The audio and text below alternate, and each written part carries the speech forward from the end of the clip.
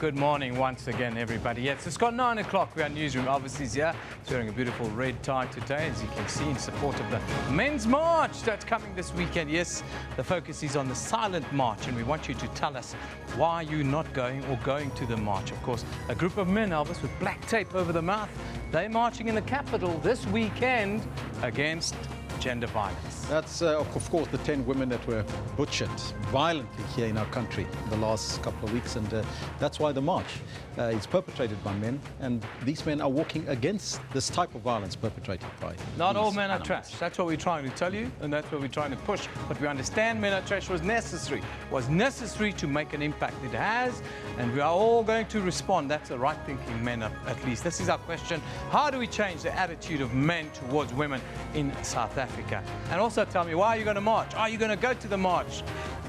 And why? You need to take responsibility. This one from Karl Futzenreuter, Elvis. Dan kennst du diese junge Mann?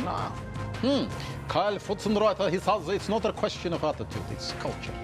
A fish rots from the head down. My spirit says I can have 7 wives. My spirit says I come first. Karl, it's not only in the black community that this problem is, my friend. This problem is in all of our communities. Patriarchy is part of all of our society, whether it's through godsdienst in the Bible, or whether what you call culture and all of the things that go with it. All embedded in our society. Yeah. But our focus today is much more serious, because we have to move on and conclude or do business post men are trash, because we can get over it as men. Today, corrupt business is the hashtag that we're looking at, Elvis. Do South Africans turn a blind eye to private sector corruption? Now, the Competition Commission did come out very strongly against this, because they're investigating a lot of cases, and it runs into billions of rands. 133 cases, billions and billions. We'll get an update from the Competition Commission as to which cases have now moved on to the tribunal. But how does it affect the poorest of the poor? That's what we'll find out. Billions being stolen from the poorest of the poor, and nobody on social media bats an eyelid. 186 votes in, 86% of you on the African continent and here at home are saying, yes, South Africans turn a blind eye to private sector corruption. That is a shocking statistic and a shocking poll to me today, because all of our media, all over social media, government corruption, whether it is 5 cents or 246 million rand, Elvis, it's all over. Question more is here. Travino Fred says yes, and they conveniently shift all the blame to the ruling party. White monopoly capital and cartels in the private sector is not a myth, price fixing, etc. It's real. Collusion is real. Hundreds of cases. Hakeem Nklapo says the bank scandal is just one typical example. Yes, Hakeem, that is true. One typical example. The Competition Commission, actually the commissioner came out, and the commissioner said he was afraid that the rot is so deep that this is the way, the culture of business now in South Africa. And then they get away with a slap on the wrist, Evan. A slap on the wrist. They do. So we'll talk about that a little bit later. As we're going to see with the bank scenario and how it's played out. So tweet us today. Private sector corruption. Why doesn't it bother South Africans as much as government corruption? Well, that's what we're going to investigate today, but let's take a look at your news headlines.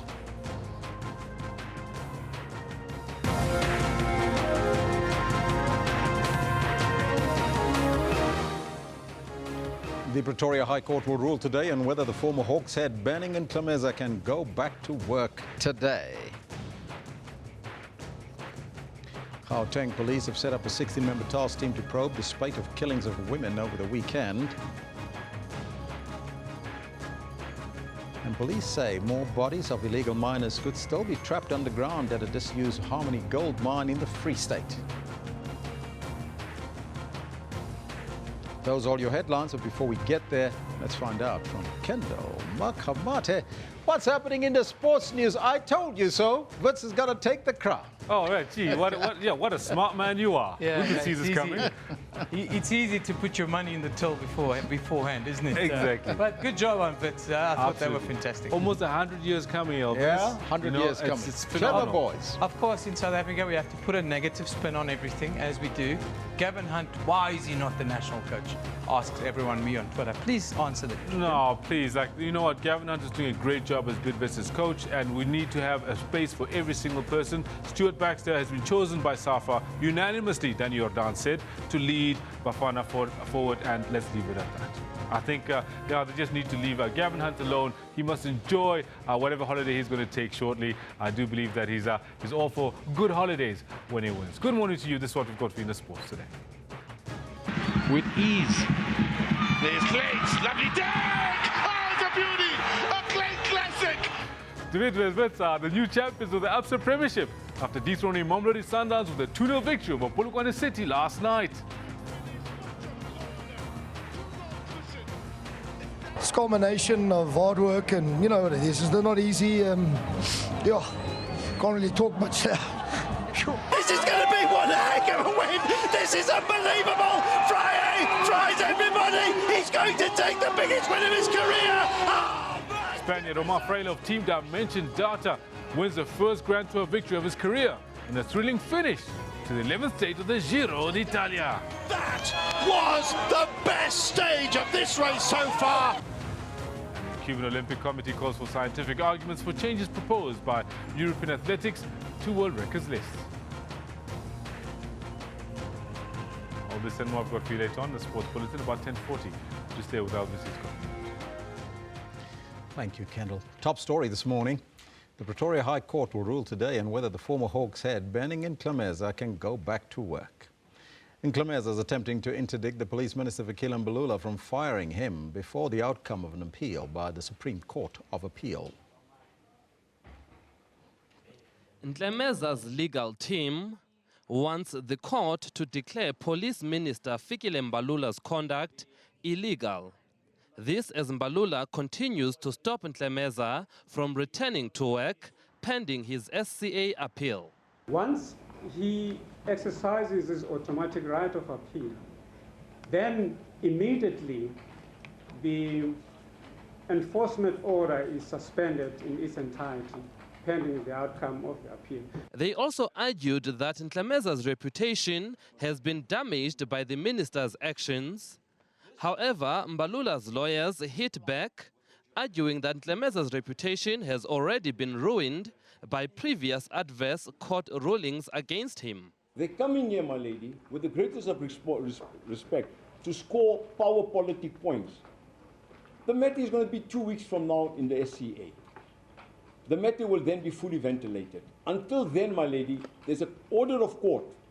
Public perception, there's an order of court that he can't go back to work. Nclemeza's SCA appeal is set to be heard on the 2nd of June. General Nclemeza does not have a good winning record in this High Court, and his lawyers seem to be preparing for yet another round. They've already stated that they could take their fight to the Constitutional Court if necessary.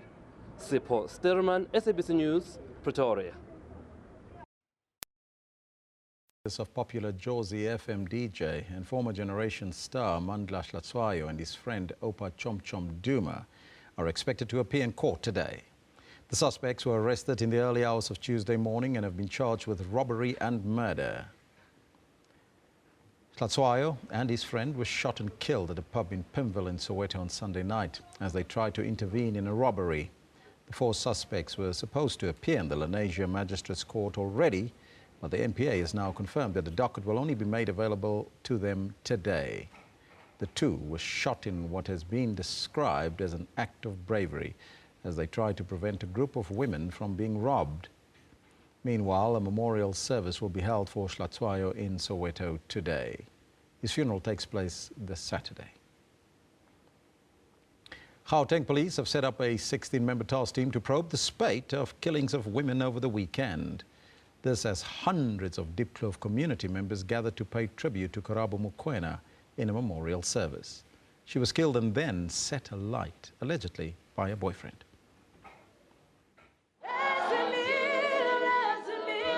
A brutal killing that's left Diepkloof community members shocked as they paid tribute to the 22-year-old. Her brutal killing condemned. Her family, too emotional to speak. Her mother penned a letter to her daughter.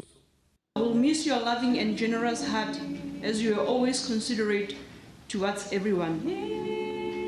You will always be in my heart, my angel. Rest in peace, my beautiful angel. Mokwena's charred body was found at a field in Lyndhurst last month. The details of her abusive relationship laid bare. Her friend recounted the last weekend she saw Mokoena alive. There was just a few bruises left and a few scratches, but overall she had recovered. She said to me, "Nell, I'm a living testimony that there is a God. He tried to finish me. Look at me now, I'm still standing." It comes as more women have been found murdered in Gauteng. The bodies of friends Bongeka Pungula and Popi Kwabe were found in Soweto over the weekend. 2 more bodies were also discovered. All of us were guilty. Utata that has said nothing is guilty. Mama that said nothing is guilty. Let us have no other, because at this meeting, #hands off our girls. And again calls for men to take a stand against gender violence. When are we as Mundata going to take our position in society, our position in families, and come to the defense of our women and children? When is that?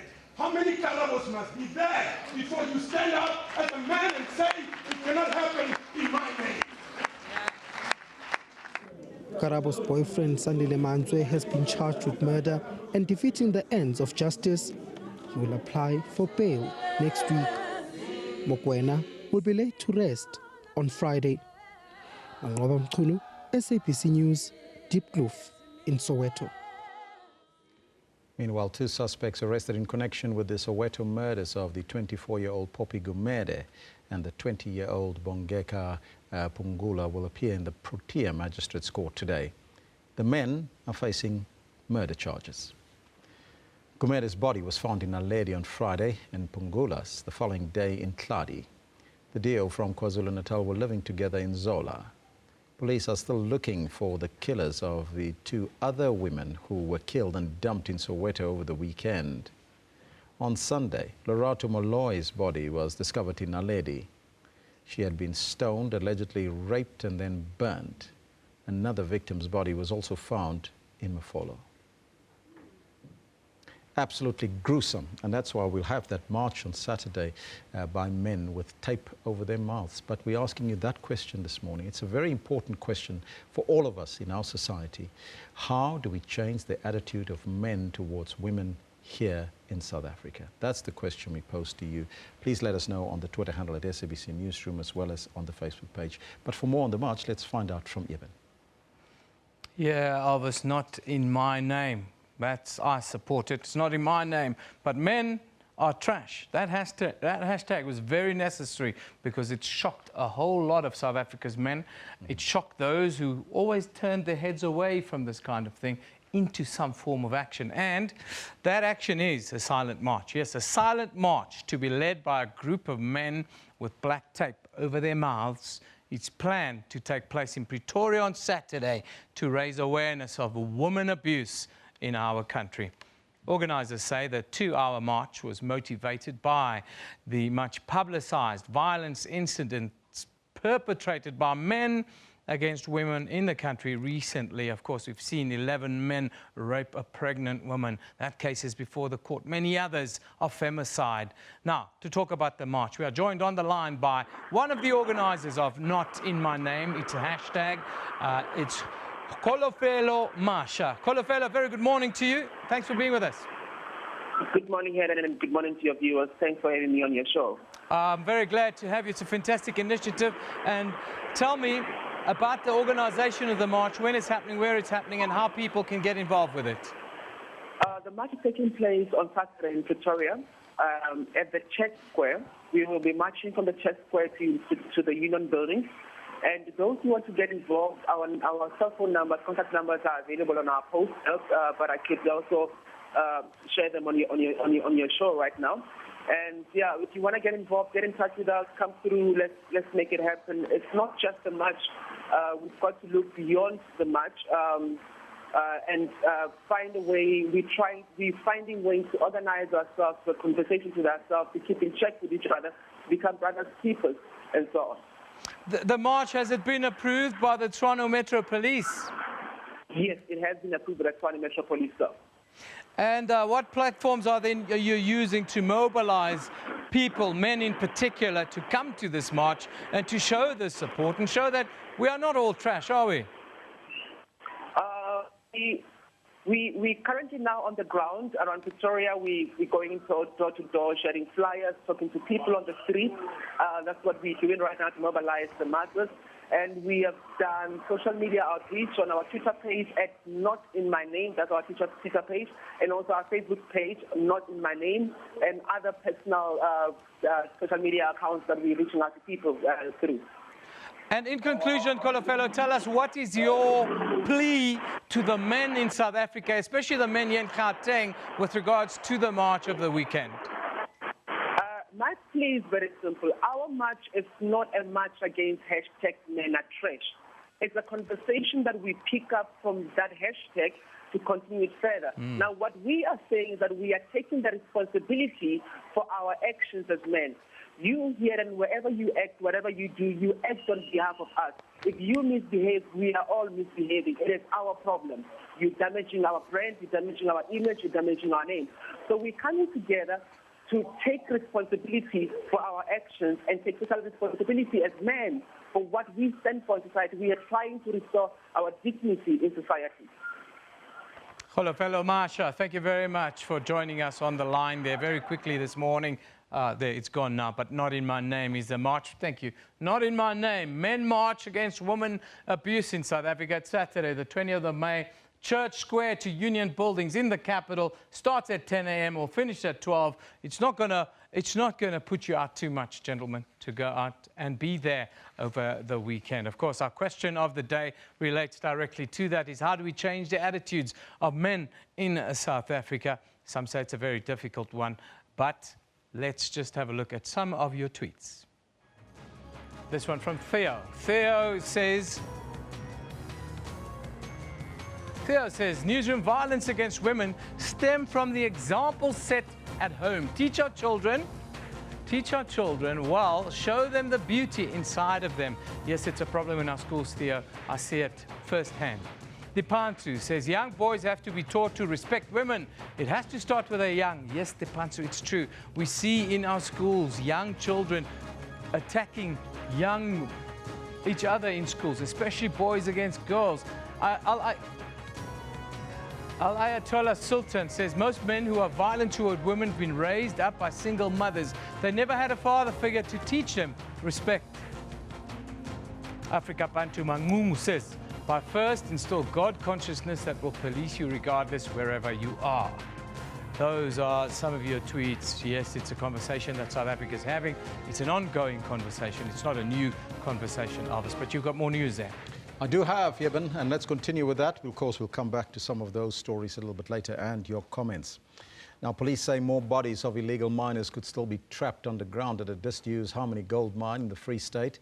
Another body was retrieved at the Eland mine shaft yesterday following an apparent gas explosion last week.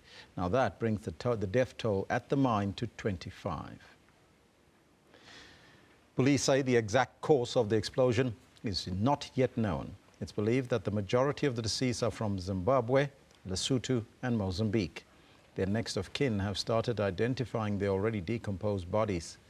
11 surviving Zamazamas were arrested and will appear in court today. They are facing charges of illegal mining and trespassing. Now, as the country awaits the decision on whether MPs can cast the secret ballot in a no-confidence vote against the president, some analysts say that this is one of the most difficult cases to come before the highest court. The outcome will further explain the role of the court and its mandate. The much-anticipated judgment, whether or not the highest court in the land will rule in favor of the opposition parties.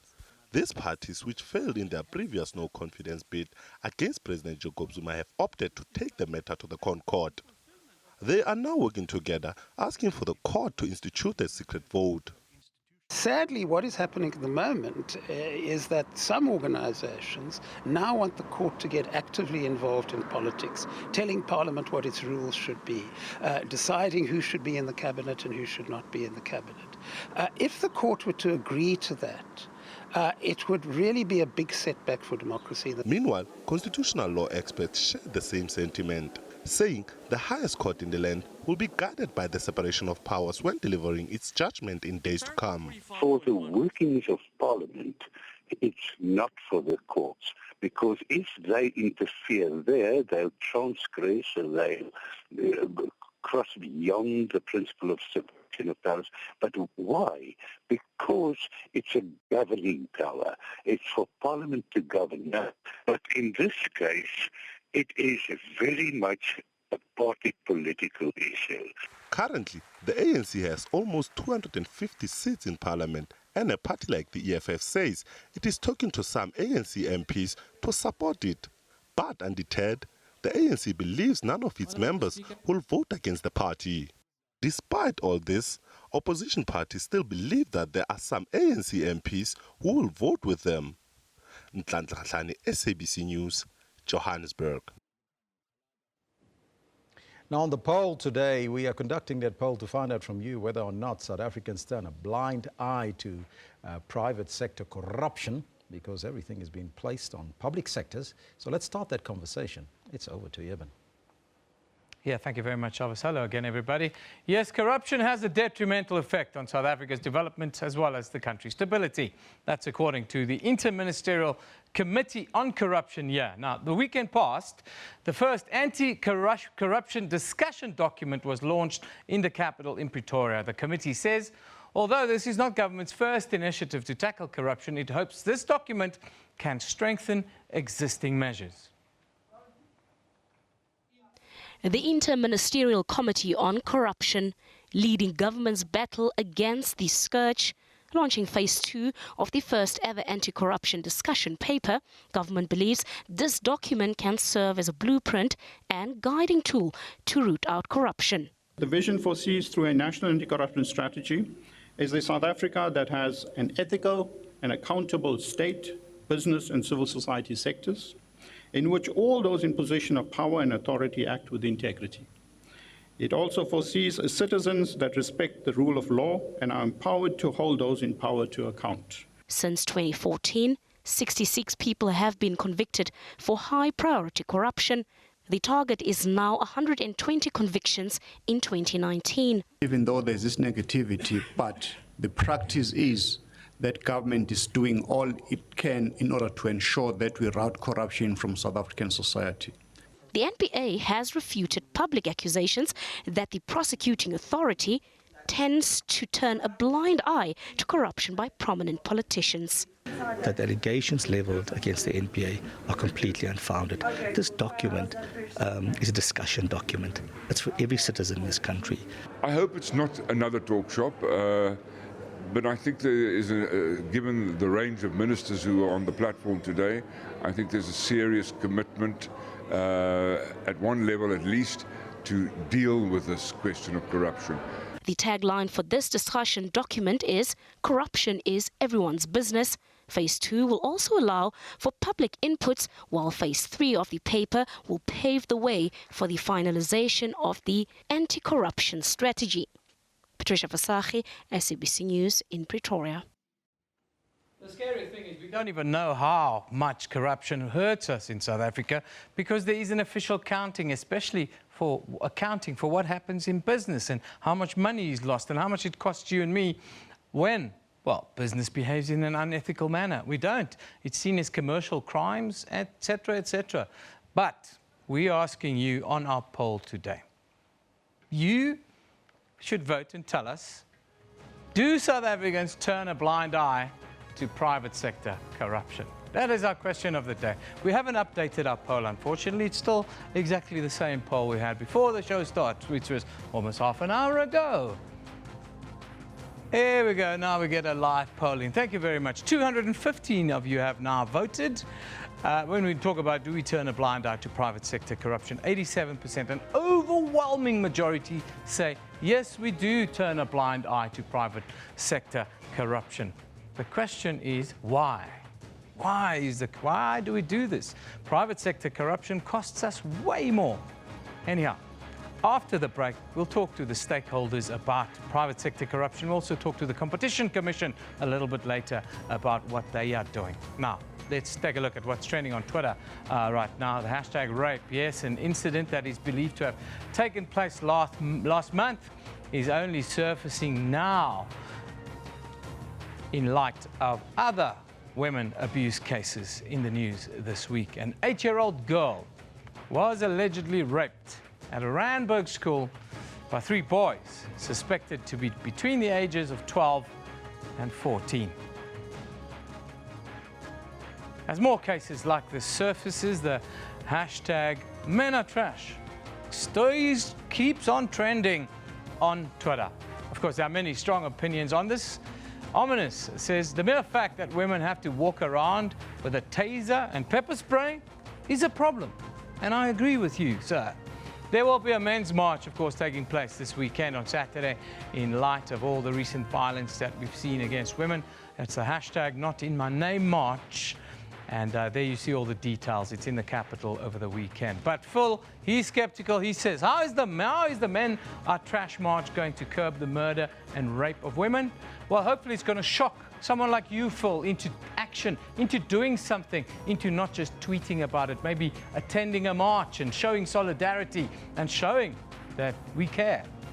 Rather show up at trials and insist on tougher sentences, maybe. Maybe that's something you can do.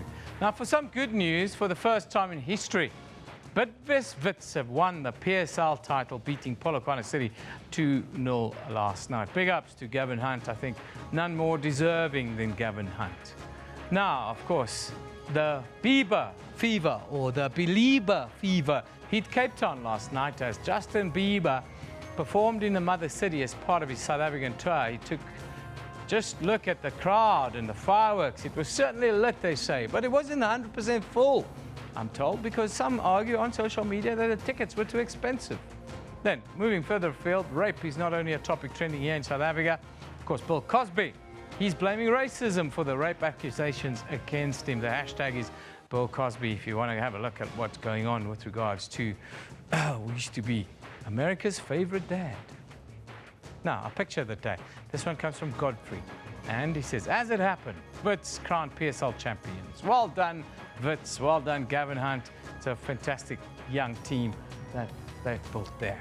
Our comment of the day, well, this one from Charlie Wilson, who says, and this is directed at the men. Those of you who have been arguing with me on social media about why men are trash, you alienating us, you making us angry, we're not going to help you. Well, he says, a lot of energy is being wasted opposing men are trash instead of focusing our energy on solutions to combat femicide.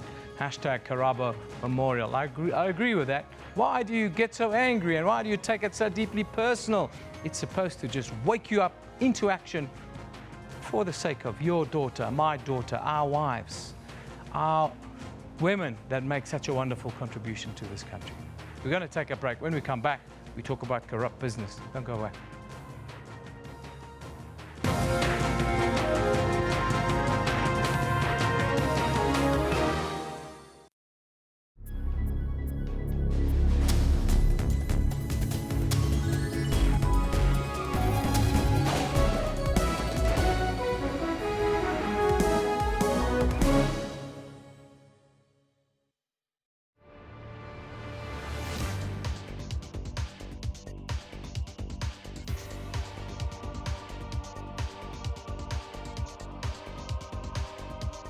The Kalahari Transportier Park is a large wildlife preserve and conservation area in southern Africa. Kalahari means place of thirst. The total area is 38,000 square kilometers. Approximately 3/4 of the park lie in Botswana and 1/4 in South Africa. South Africa embraced the concept of transportiers linking ecological reserves across national borders. On the 12th of May 2000, President Festus Mogae of Botswana and Thabo Mbeki of South Africa formally launched South Africa's first peace park. It has 200 species of birds, including vultures, mammalians such as black Kalahari lions, and large herds of herbivores, namely elands, springboks, blue wildebeest, and more.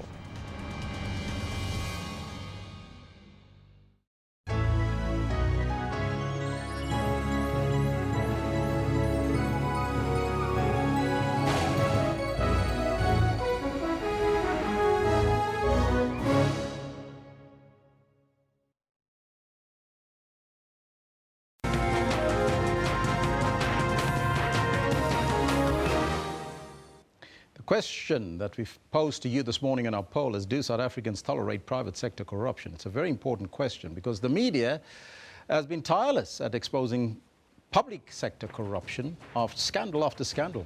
Now, the most high-profile cases around the president's private residence, you remember in Nkandla.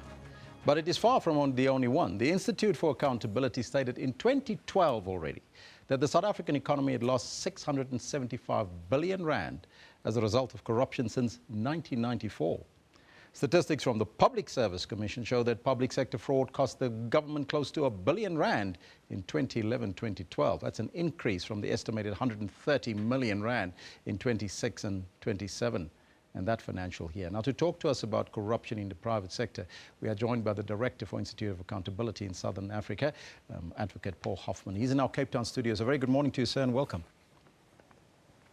Morning, Elvis, and good morning to your viewers as well. Thank you for the opportunity. Now, Advocate, we normally hear a lot about corruption in the public sector, but what is the extent of corruption in the private sector here in South Africa? Is it a lot worse than what we can fathom? Well, I think it's actually a false dichotomy to suggest that public sector corruption and private sector corruption are two different things. Every time there is corruption in the tender in respect of procurement of goods and service for the government, for the state, there is a corruptor and a corruptee. And all too often, it's the person in the private sector that comes to the person in the public sector and says, let's cook this tender so that there is a kickback or a bribe or an overrider or a sweetener or some sort of irregular, illegal, corrupt payment involved in that. Now, are you going to call that public sector or private sector corruption? There's a lot of corruption in the private sector. There's no doubt about it. It's a hangover from the pre-liberation days. I think the best examples that we know about are the cartel that was formed by the construction industry in relation to the 2010 World Cup stadiums around the country. Those were grossly overpriced, and the cake was just carved up very comfortably between them in a manner that was collusive, and we all know that when there is collusion, that means fraud and corrupt activity as defined in the legislation. So what you're saying, there is no differentiation, but if we do differentiate them, if we look at the cartels and the monopolies, especially in the banks, the bread cartels and all these things, that relates to private sector, can we not then make a distinction between private sector and government sectors? Yes, I think that the essential distinction between the two is that in the private sector, it's business, if it's purely private sector and has no relation to any activity on the part of the public sector, you're going to find a situation in which it's one firm in the private sector corruptly getting some advantage over another firm in the private sector. Most of the corruption in South Africa, however, occurs in the procurement of goods and services for the state because there is so much money involved in the procurement of goods and services for the state. We have a state that is obliged to respect, protect, promote and fulfill all of the human rights in the Bill of Rights, and that is a very expensive exercise. And in order to do it, we have a national budget of more than R1 trillion a year, and that budget gets spent not only on salaries, but also on the acquisition of goods and services. So there's less public outrage about private sector corruption because public money is not involved. If public money is involved, if your taxes and my taxes and everybody's taxes are being frittered away on corrupt activities instead of being spent in order to deliver services and realize the implementation of the Bill of Rights, then we're in a situation where public outrage is justified And the question that you're posing is, why is nothing done about corruption in South Africa? I think the answer is that our criminal justice administration is dysfunctional, which is why viewers would have been pleased to see that there is a interministerial task team looking at it. What that team needs to do is look at what the Constitutional Court has prescribed as the medicine for corruption in South Africa. They say that an independent and effective anti-corruption unit that is specialized, trained, autonomous, properly resourced, and enjoys security of tenure of office is what is required. And the court says one entity must take charge of corruption, not an interministerial task team or an anti-corruption task team or a variety of agencies. What you need to do is have specialized, well-trained people who are sufficiently independent, sufficiently well-resourced, and sufficiently secure in their jobs to deal with corruption. And nobody in the legislature or the executive seems to have adequately taken that on board, which makes me wonder whether in your insert before we started talking, this interministerial effort is just another talk shop that is not going to get us in. Now, we also have outdated statistics from the Public Service Commission indicating numbers from 2012, 1 billion rand being lost. Fraud cost the government close to 1 billion rand. So why do we have these outdated figures and not updated as it should be? And what is the current cost of that loss, especially in the private sector, to the economy of the country? Yes, I think that there is a problem with statistics, but probably more relevant than dealing with numbers is the fact that the Auditor General, in the course of his work, has come across 3,000 instances of corruption in the tender system. Now, that is corruption that involves the private sector and the public sector. And he has laid complaints about 3,000 senior public servants who are involved in corruption, and nothing is done to investigate and to prosecute those complaints, even though Judge Davis, in announcing this, has indicated that they are slam dunk cases that the prosecution service should have no difficulty in proving a case of corruption against those involved in the tender irregularities. Now, we talked about, yes, we talked. It's inexplicable that nothing is done about those 3,000 cases, because if they are properly prosecuted, a great deal of money can be raked back from the corrupt. The money that goes to corruption gets used up on slow horses, fast cars, and loose living. It should actually be used to enhance the quality of life of the poor. In fact, a good definition of corruption is theft from the poor, because that's its effect. Do you believe, Advocate Huffman, that we as South Africans are turning a blind eye to private sector corruption? Advocate? Sorry, Albert, I lost you there. I can hear you better. Can you repeat your question? Yes. Do you believe, because we're asking our viewers that question, that we as South Africans turn a blind eye to private sector corruption and just lash out when it's all about the government corruption? Yes, I think we do get more heated about government corruption because it's our money that's been stolen, whereas a purely private sector form of corruption would not necessarily involve public money. But so, that would indicate we get heated about. Yeah, but that would indicate that the bread cartel is our money that's being lost. Our money is being lost by the bread cartels, and they get a slap on the wrist as well as the construction.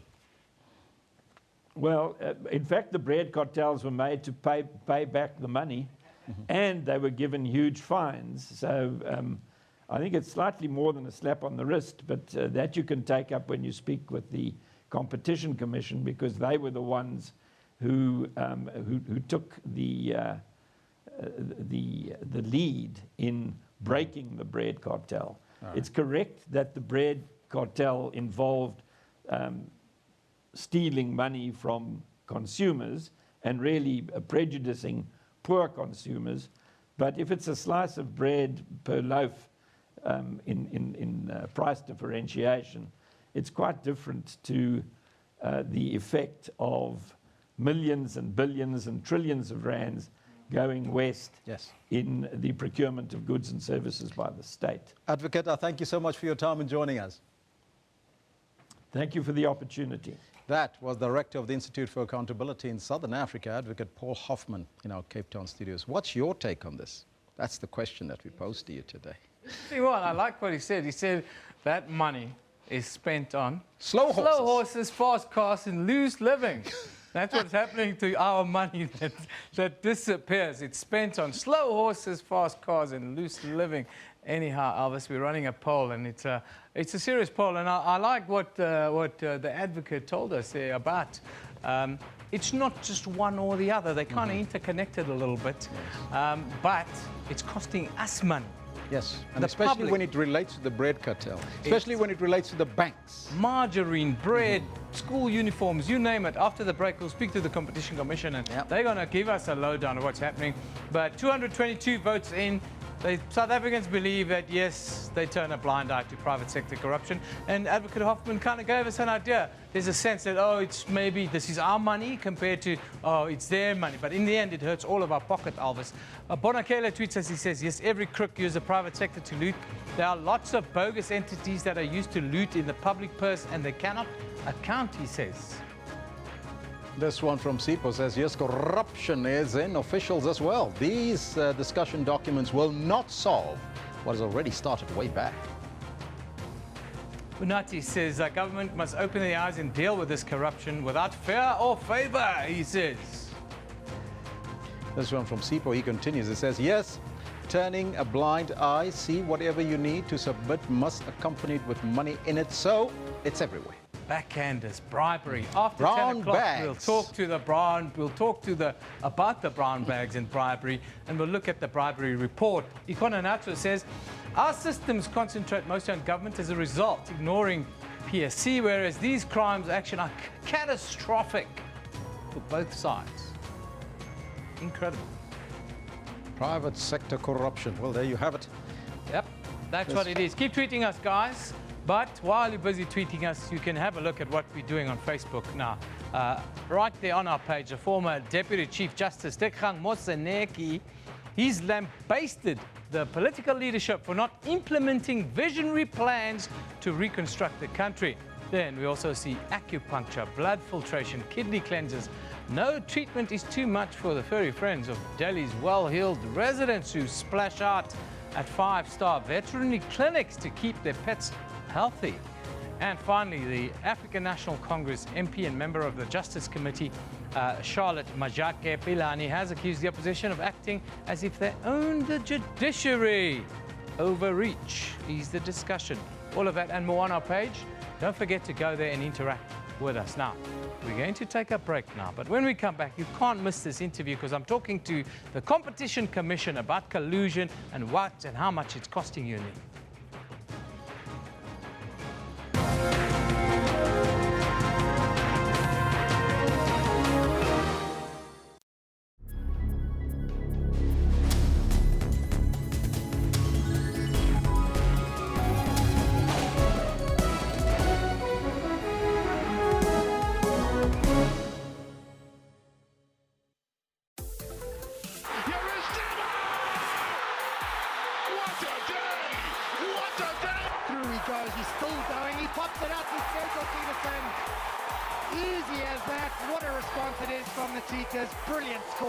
Imran Tahir produced a superb performance with the ball. The Proteas leg spinner put his side in the driving seat, scalping 3 wickets for just 18 runs. Gifton Gope is flying toward third, and he is there with a triple, his first in the big leagues. It is a Ferrari front row lockout unless Hamilton can get on pole, and he can't. Ferrari, for the first time since France in 2008, have locked out the front row. For all your sports news, keep it locked to Sports Live every Saturday and Sunday from 20:30.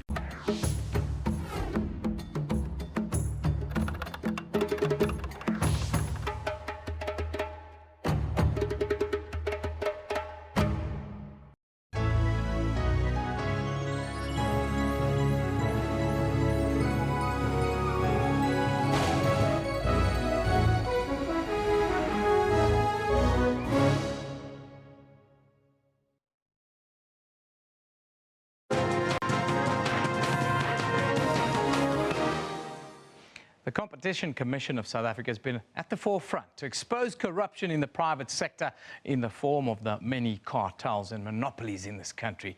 Commissioner Thembinkosi Bonakele has painted a gloomy picture of the extent of the rot in the private sector, which runs into billions and billions of rand, and he says has engulfed virtually all sectors of our economy. Recent cases uncovered by the Commission include more than a dozen local and foreign banks rigging currency and price fixing, even at the Johannesburg fresh produce markets. Now, major rulings also include, of course, the 1.5 billion rand ArcelorMittal fine for price fixing, and rulings that chastise Telkom and SA Breweries for abusing their dominance. Now, the Commission has also made damning findings against consumer goods company Unilever. Within the last 12 months, 133 new cartel cases of collusion have been investigated across all sectors of our economy. South African cartels have also been exposed for imposing price premiums much higher than the world average, according to Bonakele. The world average is around 10%, but the starting point is around 15% locally, sometimes going as high as 100%. Sipho Ngwema is the head of communications at the Competition Commission of South Africa. He joins us at our studios in the capital, Pretoria. Sipho, a very good morning to you, and thank you for being with us today. Good morning, Eben, and thank you for having me on the program. I'm sure you've heard the scene setter that I've just spoken about how deep the rot is. But tell us, paint a picture for us in South Africa. How deep is the rot in the private sector when we talk about unethical practice? Let me first say that the Competition Commission gives effect to the Competition Act, and the issues of corruption are dealt with by the National Prosecuting Authority and other law enforcement agencies in terms of criminality. However, there are misdemeanors that are in the Act in terms of price fixing, in terms of collusion, in terms of exclusionary conduct and foreclosure, basically. Because our concern is always around whether or not there are issues that distort competition, threaten it, or even prevent it. So indeed, we are uncovering a number of cases. A number of companies are coming forth to the Competition Commission to report incidences where there's a lot of unethical conduct, as you said, in terms of doing business, and there's a lot of bullying.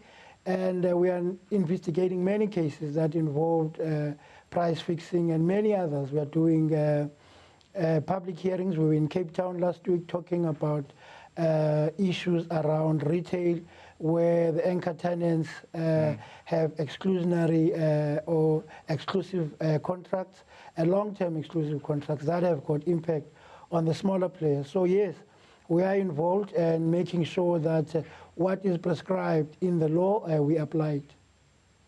Is there danger, or has it happened already, that this becomes the culture of how we do business in South Africa? I think it's a combination of issues, but I think it is true that there is a pervasive culture where business breaks the law in terms of competition. And this is why you'll find that there's a huge backlog at the Competition Tribunal where we are taking businesses before the tribunal because they have breached the act. And very many of these demeanors affect the consumers because at the end of the day, if you don't have a conducive condition for competition, the people who will bear the brunt of that are consumers. So there's a lot of that, and we have to deal with it. And as a competition commission, we are equal to the task. We talk about 133 cases across all sectors that you guys are looking at. How many of those cases have now moved on to the tribunal? And can you give us an idea of how long that process will then take? Of course, any case depends on the merits of that case. For example, if you take the forest case, we had to initiate, meaning that we had to put our papers before the tribunal. The tribunal then will have to hear. There will be a lot of legal technicalities involved because the actual merits of the cases are heard. So averagely, I would say it takes minimum probably around 2 or more years for a case to be finalized. But as I said, it's case-by-case basis, and it depends on the merits and how long the case is and how many counts are there. But averagely, we tend to look around, as I said, 2 or 2.5 years when the case is before the tribunal. If there are no agreements, if there are no concessions and the parties do not agree to penalties. The current batch that we are looking at, talk to us about how many of these cases or these instances are affecting the poorest of the poor. And I'm talking about things like price fixing on margarine, bread, school uniforms, and so forth. We hear about all of these. How many affect the poor directly, would you think? I think the bulk of these cases even affect the ordinary people, particularly the poor. You must remember, we have a history in the country of concentration, in fact, of over-concentration of business. I mentioned to you earlier that we are doing public hearings on retail, and you'll find that about 4 retailers dominate up to about 90% of that particular sector, meaning that you only have got 4 competitors and you can only compare to a large extent 4 prices. When these companies collude, when they fix prices, because basically fixing of a price, it means there's not going to be competition, or if you allocate markets to yourself to say even you will trade in Pontyville or you will trade in Netrecht, it means that those communities only have you and I to buy from, and therefore we can impose whatever prices that we are imposing. We saw in the bread cartel that they colluded amongst themselves for the prices of bread. We have taken a matter to the tribunal that involves potato. Because it also affects in the end the history or the price of potatoes. On the other hand, we are doing a case general in fruit and veg, because if it is true that the smaller farmers are being squeezed out and higher prices are being charged to the retailers, that cost is passed on to the consumer. So it's going to be difficult, more difficult, in fact, for those people who are already languishing in poverty to be able to pay those prices because the companies collude amongst themselves and they agree on a price. Now, when there is no competition, it means that I will struggle to get a price that I can afford or a price that is better than the one next door. So those are some of the challenges. In fact, very many of these cases, be it in food, be it in furniture or anywhere, at the end of the day, the people who bear the brunt of higher prices and a lack of competition are the ordinary people, and the majority of our people, as you know, are poor people. And they are the ones who have to spend their hard-earned pennies to pay these prices that sometimes are excessive because those who dominate the market impose higher margins for themselves, and therefore consumers, and particularly, as I said, the poor suffer. I just want you to give us a quick update, if you can, with regards, of course, to the very high-profile collusion in the banks and currency manipulation case. Where are you? Is that moving forward? Is it going to the tribunal as well?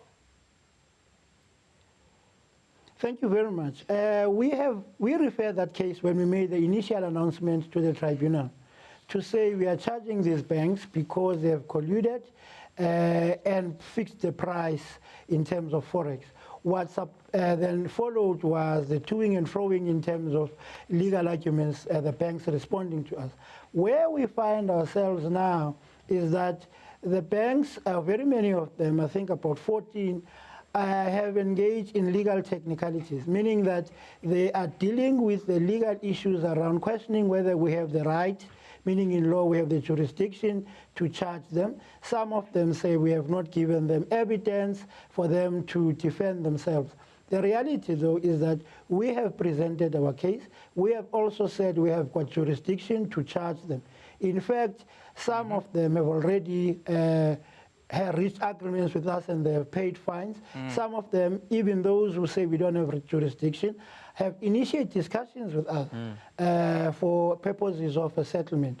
So that case is proceeding, but we are dealing with those legal technicalities as soon as they are out, and we are insisting that let us come and deal with the merits, because what is interesting to us is that we haven't had anyone who says they were not involved in the collusion and the price fixing. So we say, let's finish the matter and let's go to the tribunal if they have issues. Let's deal with the merits so that the matter can be wrapped up as soon as possible. Sipa, of course, the thing that's concerning, in conclusion, the thing that's concerning to all South Africans is the effect that these kind of practices have on the poor. This kind of unethical behavior, private sector corruption, they call it. Are we going to win this war against private sector corruption ever? Can we turn this tide? What's your sense? As far as the Competition Act and our mandate as a Competition Commission in dealing with the misdemeanors, in dealing with the breaches of the Act, we are fairly confident. In fact, our output has now increased because more people are becoming aware of the Act, they're becoming aware of the Competition Commission, they're becoming aware of the work that we do. And we are seeing a lot of people coming forward. Of course, you know, it's in the nature of mankind to take chances, but I think we are turning the tide in terms of making sure that the culture in doing business is open, is free, is transparent, and is conducive to competition, so that at the end of the day, the consumers are not harmed through collusion, through price fixing, and higher prices. So yes, we are fairly confident that we are equal to the task, as I said, and we are turning the tide in terms of education, in terms of people being aware of what we can do, but also exposure, because there are more whistleblowers coming forward to us to say we suspect collusion or we were involved in acts of that breach the Competition Act. Sipa, thank you very much for joining us and lifting the lid for us on what is a very concerning matter for all of us here in South Africa. Yes, private sector corruption. We hear about 133 cases being investigated by the Competition Commission with regards to collusion and corruption in the private sector. Just the nature, the way of doing business, things that are affected, bread, margarine, fruit, school uniforms. These are a direct threat to the poorest of the poor in South Africa.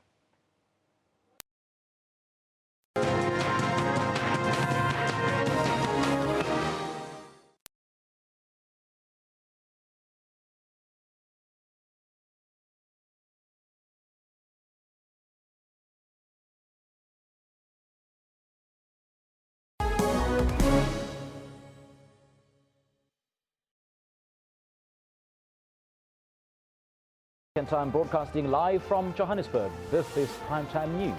South Africa said farewell to one of the Rivonia trialists, Uncle Kathy, a fearless stalwart. With this man who was so engaged, so busy, so witty, so funny, so wise, and so incredibly principled. Joseph Shabalala has been honored for his contribution to the South African music industry. A statue in his honor was unveiled during an annual gala dinner in Ladysmith. The shot of the day, however, belonged to American Daniel Berger, who chipped in for an eagle on the par 4 fifth hole. For all your news updates, stay on Primetime News every Saturday and Sunday from 6 p.m.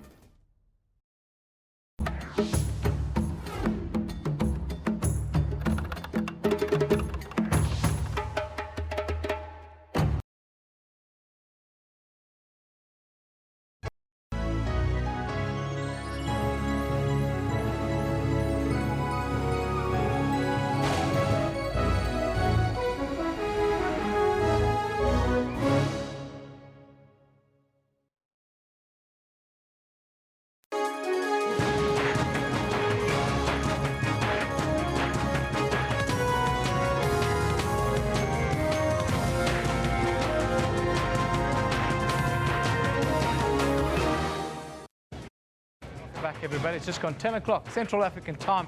Welcome to all our viewers in the Middle East and those of you that's watching this show all around the African continent. I'm Kendall Makamate. What a night we had last night. We now have a brand new champion in the Absa Premiership.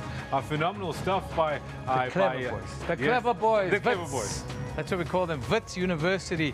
They are the champions of the Premier Soccer League here in South Africa. They won it last night, fair and square. Gavin Hunt won it, but I want to know this weekend they're playing against the Glamour Boys of the Amakosi. Do you think the Chiefs have it in them to give them a guard of honor this weekend? Chiefs have to. As much as they might not want to give a guard of honor to anyone because they're used to winning trophies themselves, on the 27th of May, Chiefs will have to give the Clever Boys the guard of honor. Thank you. Thank you there. Of course, we've been doing some serious talking this morning. And of course, Men Are Trash has been in the news. Not in My Name is a march is happening. We're dealing with gender violence in South Africa. And the question that we asked you earlier is, how do we change the attitude of men towards women in South Africa, Kendall? It's going to be a discussion we have for the next decade, I think. Yeah. But it's one that we have to find some sort of middle ground on. And let's have a look at what people are tweeting us. Definitely one for the ages here. But Zusi says, we need a national dialogue where men are highly involved. This is a crisis and it can't continue. We are trash, he says. Yes, Zeus. Thank you, Zeus. Bonakele tweets us, we need social dialogue on building men's attitudes right from our streets, wards, towns and municipal level even. Gender Commission must work hard, says Bonakele. Sipum Tembu says, sir, harsh decisions will clear our name of being trash because we're being painted by the wrongdoing of others. Yes, but we should just step up, Sipo, and make a contribution. It says, we need to teach young men from younger age at home. All violence begins at home. Yes, sir, that is right. Young boys need to be taught responsibility. Yeah, we see in our primary schools how young men behave towards young girls, and it's not positive what's happening in our schools. 100%, and I think Claire's actually got it on the nose. Sipum Tembu once again comes in, and it reminds us again that the harsh decisions need to basically... Two sides to the coin, Two sides to the coin. But you know what I find interesting, Evan? Because what I've found in my life is that both racism and femicide and violence against women are two of the biggest questions that face our society today. Absolutely, not just here, but all around the world. I think the scary thing is that the rate of killing in South Africa is 5 times the global average. That's the thing that should concern us, of course. Now, there's a silent march by a group of men over the weekend, and that is called Not In My Name.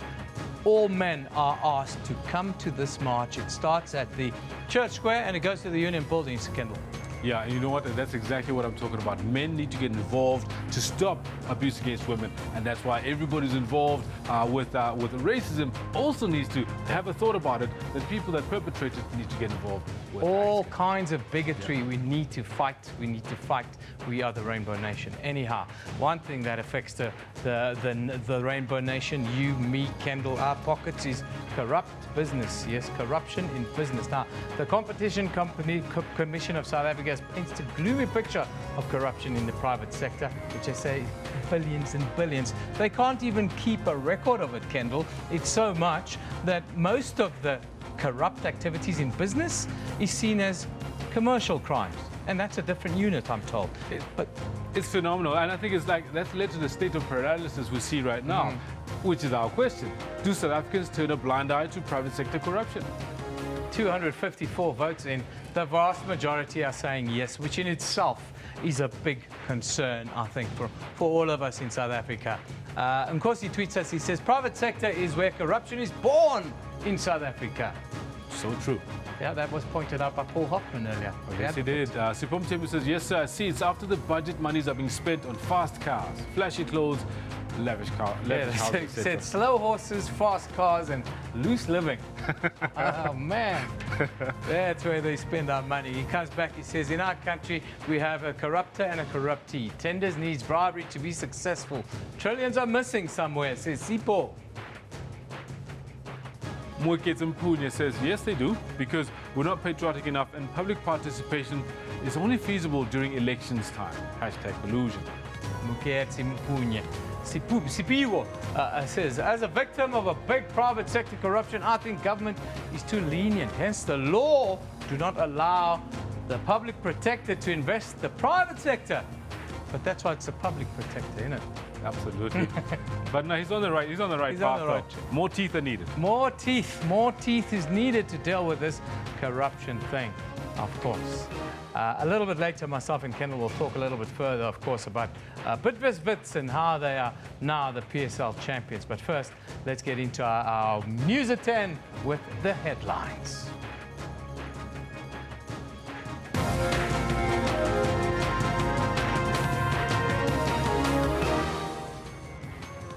The Pretoria High Court will rule today on whether former Hawks head Burning Mhlemeza can go back to work. Gauteng police have set up a 16-member task team to probe the spate of killings of women over the weekend. And police say more bodies of illegal miners could still be trapped underground at a disused Harmony gold mine in the Free State. Well, those are your headlines right now. Let's have a look at Kendall, what's happening in sport today. Phenomenal stuff. Once again, we're only talking about Bidvest. Yes, there's other sports happening, but after 96 years of waiting, they finally do it. Phenomenal. Yep. You can't begrudge them that. No, absolutely not. And don't talk about how many titles you've got. Good morning to you. This is what we've got for you in the sports today. With ease. There's Clay, lovely dunk! Oh, it's a beauty! A Clay classic! Bidvest Wits are the new champions of the Ultra Premiership after dethroning Mamelodi Sundowns with a 2-0 victory over Polokwane City last night. It's a culmination of hard work, and you know what it is. It's not easy. Yeah, can't really talk much now. This is going to be one heck of a win! This is unbelievable! Fries everybody! He's going to take the biggest win of his career! Oh, magnificent! Spaniard Omar Fraile of Team Dimension Data wins the first Grand Tour victory of his career and a thrilling finish to the 11th stage of the Giro d'Italia. Was the best stage of this race so far! Cuban Olympic Committee calls for scientific arguments for changes proposed by European athletics to scrap pre-2004 records. All this and more I've got for you later on the Sports Bulletin around about 10:40 or so. For now, it's back to Evan, who's got the news. Yeah, thank you very much, Kendall. Very good morning to you once again if you've joined us. It's now 8 after 10. This is our top story. The Pretoria High Court will shortly rule on whether former Hawks head Burning Mhlemeza can go back to work. Now, Mhlemeza is attempting to interdict Police Minister Fikile Mbalula from firing him before the outcome of an appeals tribunal to the Supreme Court. These are live pictures from the court. We hope to get the judgment shortly. Mhlemeza's legal team wants the court to declare Police Minister Fikile Mbalula's conduct illegal. This as Mbalula continues to stop Mhlemeza from returning to work pending his SCA appeal. Once he exercises his automatic right of appeal, then immediately the enforcement order is suspended in its entirety, pending the outcome of the appeal. They also argued that Mhlemeza's reputation has been damaged by the minister's actions. However, Mbalula's lawyers hit back, arguing that Mhlemeza's reputation has already been ruined by previous adverse court rulings against him. They come in here, my lady, with the greatest of respect, to score power politic points. The matter is going to be 2 weeks from now in the SCA. The matter will then be fully ventilated. Until then, my lady, there's an order of court. Public perception, there's an order of court that he can't go back to work. Mhlemeza's SCA appeal is set to be heard on the 2nd of June. General Mhlemeza does not have a good winning record in this High Court, and his lawyers seem to be preparing for yet another round. They've already stated that they could take their fight to the Constitutional Court if necessary. Sipho Sturman, SABC News, Pretoria. 4 suspects in the murders of popular Josie FM DJ and former Generation star Manda Tlatswayo and his friend Opa Chom Chom Duma are expected to appear in court today. The suspects were arrested in the early hours of Tuesday morning and have been charged with robbery and murder. Hlatsuayo and his friend were shot and killed at a pub in Pimville, Soweto on Sunday night as they tried to intervene in a robbery. The 4 suspects were supposed to appear in the Lenasia Magistrates Court already, but the NPA has now confirmed that the docket will only be made available to them today. Meanwhile, a memorial service will be held for Hlatsuayo in Soweto today. His funeral takes place on Saturday. Gauteng police have set up a 16-member task team to probe the spate of killings of women over the weekend. This is hundreds of Diepkloof community members gathered to pay tribute to Karabo Mokoena in a memorial service. She was killed and then set alight, allegedly, by her boyfriend.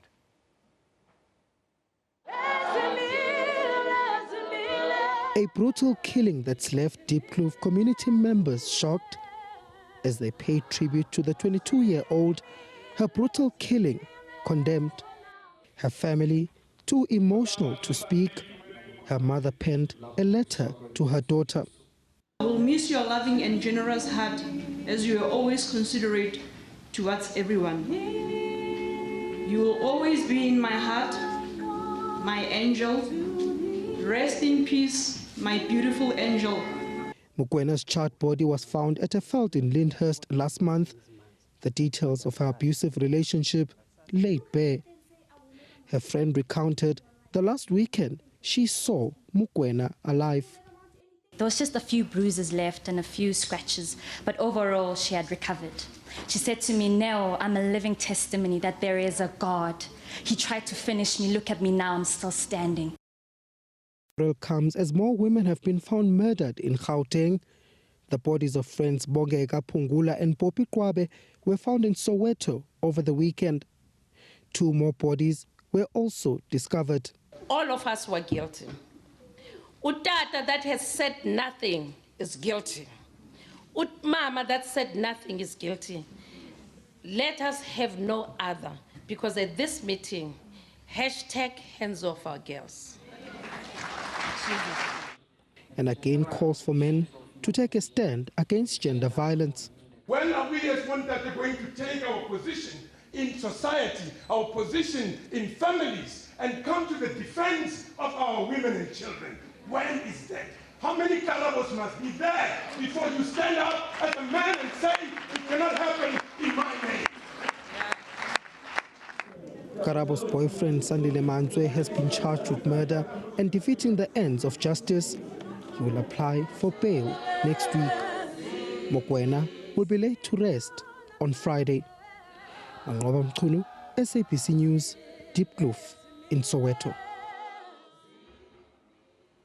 Of course, our question of the day deals directly with the scourge that is, well, gender violence here in South Africa. How do we change the attitudes of men in South Africa is a question that we've been asking you the whole morning, and you guys have been tweeting us the whole morning on it. And Kosi Thomas says, not all men, but if we can start at the younger age teaching that the boy's superior than a girl, we've lost it, he says. Sipo tweets us, he says, certain attitude can change if men can gather at all times in prayer sessions. I mean, all men in South Africa. Dani Gerber tweets us, he says, it's all about men's integrity. By the rule of law, harsh sentences, he says. Yeah, tougher action is what's being called for. Meanwhile, 2 suspects arrested in connection with the Soweto murders of 24-year-old Poppy Gomete and 28-year-old Bongeka Pungula will appear in the Protea Magistrates Court today. The men are facing charges of murder. Gumede's body was found in Naledi on Friday and Pungula's the following day in Tladi. The duo from KwaZulu-Natal were living together in Zola. Police are still looking for the killers of 2 other women who were killed and dumped in Soweto over the weekend. On Sunday, Lerato Molloy's body was discovered in Naledi as well. She'd been stoned, allegedly raped and burnt. Another victim's body was then also found in Mofolo. Now, a silent march to be led by a group of men with black tape over their mouths is planned to take place in Pretoria on Saturday to raise awareness of women abuse. Organisers say the 2-hour march was motivated by the much publicised violent incidents perpetrated by men against women here in South Africa. Earlier, we spoke to one of the organisers of the hashtag Not In My Name march, Kolofelo Masha. On Saturday in Pretoria, at the Church Square, we will be marching from the Church Square to the Union Building. And those who want to get involved, our cell phone numbers, contact numbers are available on our posters, but I could also share them on your show right now. And yeah, if you want to get involved, get in touch with us, come through, let's make it happen. It's not just a march. We've got to look beyond the march and find a way. We're finding ways to organize ourselves, for conversations with ourselves, to keep in check with each other, to become brothers keepers, and so on. The march, has it been approved by the Toronto Metro Police? Yes, it has been approved by the Toronto Metro Police, sir. And what platforms are you using to mobilize people, men in particular, to come to this march and to show this support and show that we are not all trash, are we? We currently now on the ground around Pretoria. We're going door to door, sharing flyers, talking to people on the street. That's what we're doing right now to mobilize the masses. And we have done social media outreach on our Twitter page at Not In My Name. That's our Twitter page. And also our Facebook page, Not In My Name, and other personal social media accounts that we're reaching out to people through. And in conclusion, Kolofelo, tell us, what is your plea to the men in South Africa, especially the men here in Gauteng, with regards to the march of the weekend? My plea is very simple. Our march is not a march against hashtag men are trash. It's a conversation that we pick up from that hashtag to continue it further. Now, what we are saying is that we are taking the responsibility for our actions as men. You here and wherever you act, whatever you do, you act on behalf of us. If you misbehave, we are all misbehaving. It is our problem. You're damaging our brand, you're damaging our image, you're damaging our name. So we're coming together to take responsibility for our actions and take total responsibility as men for what we stand for in society. We are trying to restore our dignity in society. Police say more bodies of illegal miners could still be trapped underground at a disused Harmony gold mine in the Free State. Another body was retrieved at the Eland mine shaft yesterday following an apparent gas explosion there last week. This brings the death toll at the mine now to 25. Police say the exact cause of the explosion is not yet known. It's believed that the majority of the deceased are from Zimbabwe, Lesotho and Mozambique. The next of kin have started identifying the already decomposing bodies. 11 surviving Zamazamas were arrested and will appear in court today. They are facing charges of illegal mining and trespassing. Of course, today our focus here on the Newsroom show has been corruption in the private sector, and we've been running a poll asking you to vote on our poll, and we're asking this question: do South Africans turn a blind eye to private sector corruption? Do you? Are you more obsessed with what the politicians do? Well, the Competition Commission tells us that we are getting hurt much worse in the private sector. 87% of 261 voters are saying yes, we are turning a blind eye to private sector corruption. Now, after the break, I'll be talking to the Ethics Institute of South Africa about the continuing problem that we have. Of course, corruption has a detrimental effect on South Africa's development and stability. That's according to the Interministerial Committee on Corruption. Over the past weekend, the first anti-corruption discussion document was launched in Pretoria. The committee says, although this is not government's first initiative to tackle corruption, it hopes this document can strengthen existing measures. The Interministerial Committee on Corruption, leading government's battle against the scourge, launching phase 2 of the first ever anti-corruption discussion paper. Government believes this document can serve as a blueprint and guiding tool to root out corruption. The vision foresees through a national anti-corruption strategy is a South Africa that has an ethical and accountable state, business and civil society sectors, in which all those in position of power and authority act with integrity. It also foresees citizens that respect the rule of law and are empowered to hold those in power to account. Since 2014, 66 people have been convicted for high-priority corruption.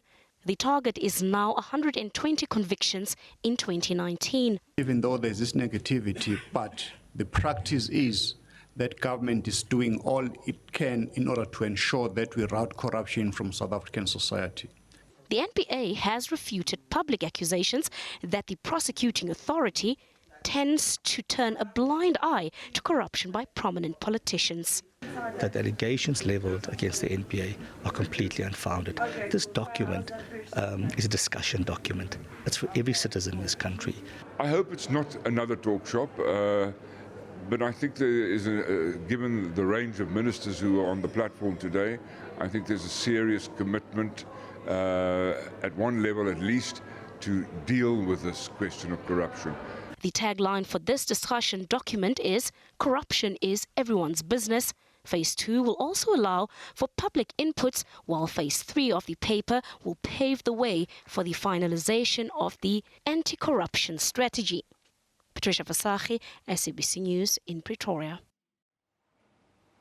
Now, towards the end of last year, the Ethics Institute of South Africa released its second South African citizen bribery survey, following the first edition released in 2015. Ethics SA's vision is to build an ethically responsible society by forming partnerships with the public and private sectors and even other professions. The aim of the survey was to help develop a better understanding of the bribery challenges that South Africans face on a daily basis, their beliefs about bribery and the socio-economic factors that influence bribery. The survey also revealed that bribes for both jobs and tenders occurred at about the same percentage in both the public and the private sector. Now, from the Ethics Institute of South Africa, we have the manager dealing with organizational ethics, Chris Dobie. He's in Pretoria. Very good morning to you, Chris. Thank you for being with us on Newsroom. Good morning. Thank you for having us. Chris, give us the juice. Bribery has become endemic, hasn't it? And why is it such a big threat to us in South Africa, you think? Thanks. Yeah, it's very interesting to actually look at the results of the data. I think we always have these discussions about bribery in South Africa, and it's a very much a knee-jerk type of thing in terms of what we see on the media. So what we wanted to do was to get a much better sense of the nuance of how do ordinary citizens actually experience bribery on a day-to-day basis. So our survey that we did was for everyday citizens. And we have quite a large proportion, well, we've got about 4,500 people that participated, with a good distribution across all socioeconomic categories in South Africa. So the interesting thing that we found, and this is the second year in a row, that in the past year, only 1 in 5 people paid a bribe. So it's probably a bit less than what one thinks. So we say, yes, corruption is endemic. But if we look at the statistics, 1 in 5 people paid a bribe. So we asked people, do you know someone? So we don't ask people to report on whether they actually paid a bribe, because obviously people would be reluctant to give that information. So what we asked them was, do you know someone who was asked to pay a bribe in the last year? And then whether that bribe was eventually paid. And we got a lot of really interesting information from that. Like I said, about 1 in 3 people say they know someone who was asked to pay a bribe. Of those, about 60% paid the bribe. So I think there's a bit of a problem in that when people are confronted with a proposition of paying a bribe, too many South Africans do end up paying the bribe. So, yeah, I think that's the interesting side of it. But I think what we want to talk about today is the involvement of, or I suppose the distribution between public and private sector in terms of bribery and corruption. So the main things that people, this is now everyday citizens again, are exposed to in terms of bribery is number 1, your traffic offences. Number 2 is for jobs. And so these are really sort of cold-faced types of things. Number 3 is for driver's licenses. Number 4 for tenders. Number 4 is discounts. People pay bribes to get discounts from businesses or to get free goods from businesses. So in other words, while we're talking about private sector being involved in corruption, private sector is also targeted in corruption. And then lastly, number 5 is the tenders. And like you say, for tenders and for jobs, the distribution between the public and the private sector is almost the same. It's 55% public and 45% private sector. So people are quite aware that these things are happening in both the public and the private sectors. Do you think South Africans have more of an eye of what happens with government money than they do with what happens with private sector money? Yeah, most definitely. I think there's a lot more transparency in what happens with government money, but there's also a lot more interest in what happens with public money. For the very simple reason that it is public money. It's all of our money, it's our taxes that we as citizens contribute, and people need to be accountable to citizens in terms of how that money is spent. So I think most definitely there is more interest in public sector corruption and more transparency. There's more focus on it on a day-to-day basis. But we'd probably be naive to think that corruption doesn't happen in the private sector. I think wherever there's money involved, wherever there's discretionary decision-making and opportunities involved, there's likely to be attempts at bribery and corruption. Yeah. That said, I think the private... Yes, please continue. Yeah, I'm very interested to hear how you at the Ethics Institute, how you view what is happening before the Competition Commission right now with these 133 cases of collusion, price fixing, the most horrible of unethical behavior in business in South Africa, and it's across all sectors of our business in South Africa. How do you view what's going on with regards to things like price fixing, milk, bread, the like?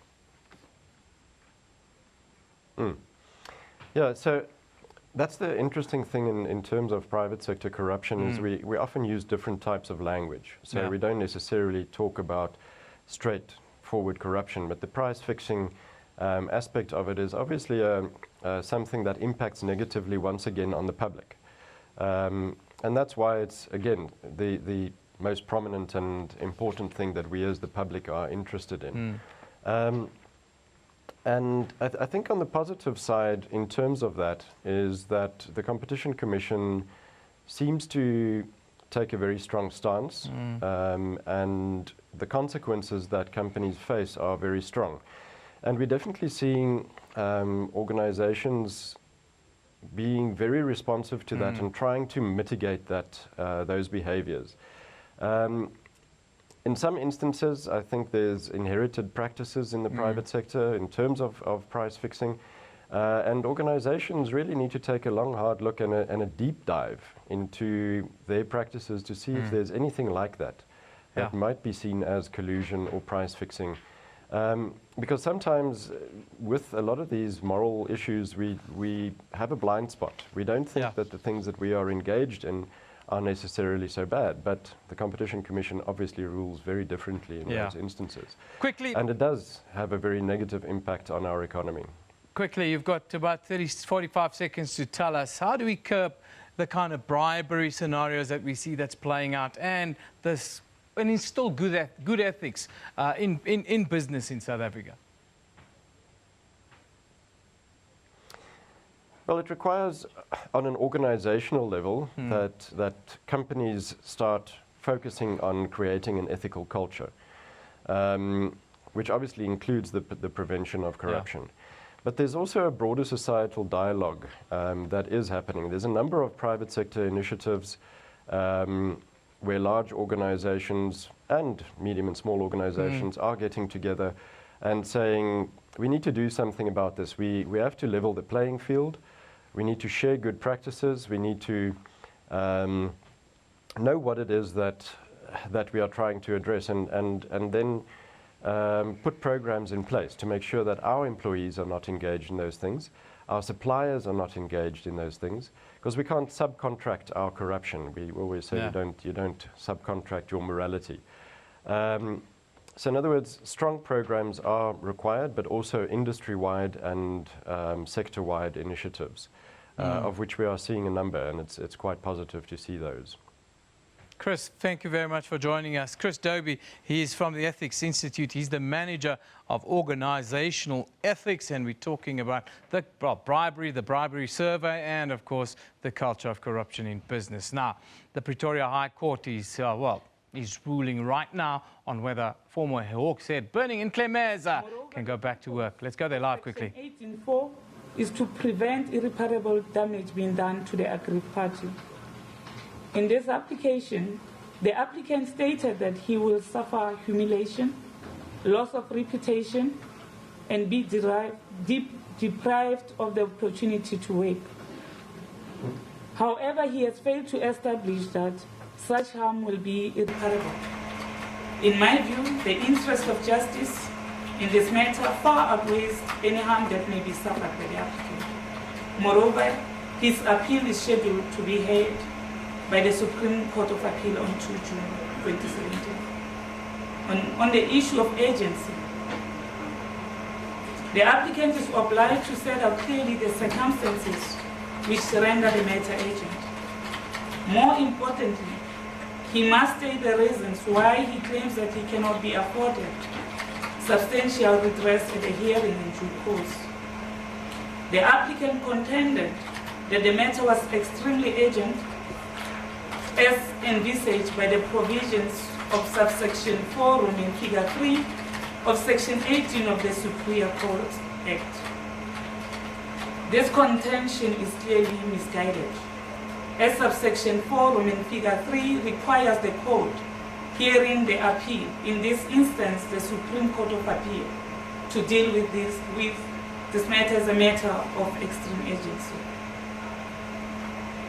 The applicant is currently earning his full salary, and further he's currently not performing any functions attaching to his employment, and has failed to show that he will suffer any serious prejudice by not having a work phone or a car provided by his employer. Further, as already mentioned, the appeal is already scheduled for hearing by the Supreme Court of Appeal on 2 June 2017. This will afford the applicant an opportunity to speedily obtain substantial redress if he is entitled to any. Having regard to the findings I made in this judgment, I am of the view that this matter is not urgent and should be struck off the roll. I accordingly make the following order: that the matter is struck off the roll for want of urgency, and the applicant is to pay the cost of this application, including the cost of 2 counsels. That's my order. Yes, the court. Please, the court. The court will adjourn. All right.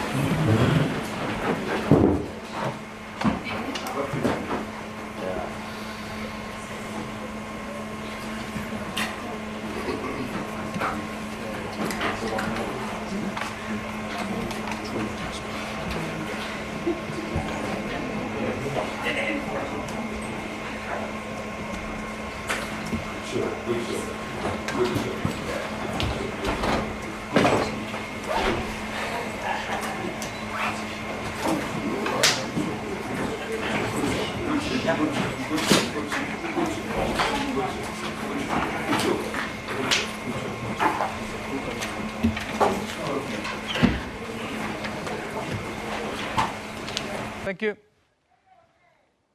Oh, we're back on air. Yeah, I've got a shock there. So it struck off the roll. We'll give you a complete lowdown a little bit later. But we're talking about corruption today, yes? And corruption is defined as the abuse of public resources by private or public people or institutions. That's according to the Executive Director of Corruption Watch, Mr. David Lewis. Now, this came in light of Transparency International's Corruption Perception Index report released last year that gave South Africa a rating of 61 out of 178 countries with a score of 44 out of 100.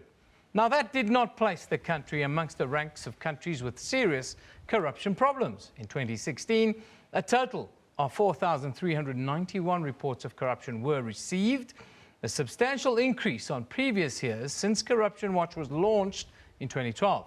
This amounts to an average of around 11 reports a day, compared to 7 in 2015. Now, the Executive Director of Corruption Watch, Mr. David Lewis, is here himself today. Mr. Lewis, great to be with you. Yeah, good. Thank you for inviting us. The perception that corruption is ever increasing in South Africa, is that fair and accurate? Yeah, well, we have a serious problem. I mean, you know, this year, not a week goes by where the next corruption problem report eclipses the one before that you thought was the biggest that you could ever see. So we have a serious question. Whether it's increasing or decreasing is very hard to measure. But, you know, what is clear is that we have a big corruption problem. And in fact, our score on the Corruption Perception Index does place us in the ranks of countries with a serious corruption problem. Any country that scores below 50 out of 100 has a serious corruption problem. 61 out of 178, compared to the rest of the world, yeah. not horrific. Not by no means the worst, and South Africans shouldn't tell themselves that, because, I mean, you know, not a long way below us, there are countries whose problem could never be solved. Yeah. We still have we're still in a situation where we can solve the problem, and that's very important to know. But we do have a serious corruption problem, and as I say, below us, not far below us, there are places where you really don't want to go to. Is part of our problem the perception created about public servants being corrupt and the perception of corruption, where similar things happen in what we call the private sector or in business, and quite often it doesn't make the same headlines or the same waves in the media and social media? Yeah, well, those perceptions are important. I mean, you know, you and I, you know, our contact with the private sector is that we go into stores, we buy things, we do all of that kind of thing. But who do we connect with in the public sector? We connect with the licensing department, we connect with the department that allocates houses, we connect with the public transport system, with the public health system, and so we make up our minds on the basis of the experience that we have with the public sector. And if those are the perceptions, then they are based on that reality. I spoke to a whole range of stakeholders this morning, from the Ethics Institute right down to Competition Commission and so forth. The one I wanted to point you towards was the Competition Commission in South Africa, who were investigating 133 cases of, well, in business it's called collusion, of course. If it was elsewhere, it would be corruption, collusion, price fixing, and really shafting of the poor, if one can call it that. Things like bread, milk, water, school uniforms, margarine, the basics are being price fixed. As Corruption Watch, how do you view that kind of unethical behavior compared to stealing from the public purse? Yeah, no, I'm very familiar with that kind of behavior. In fact, I used to chair the Competition Tribunal for 10 years. And, you know, I know that happens, and it is, as you say, absolutely unethical and absolutely egregious and contrary to the law and must be prosecuted.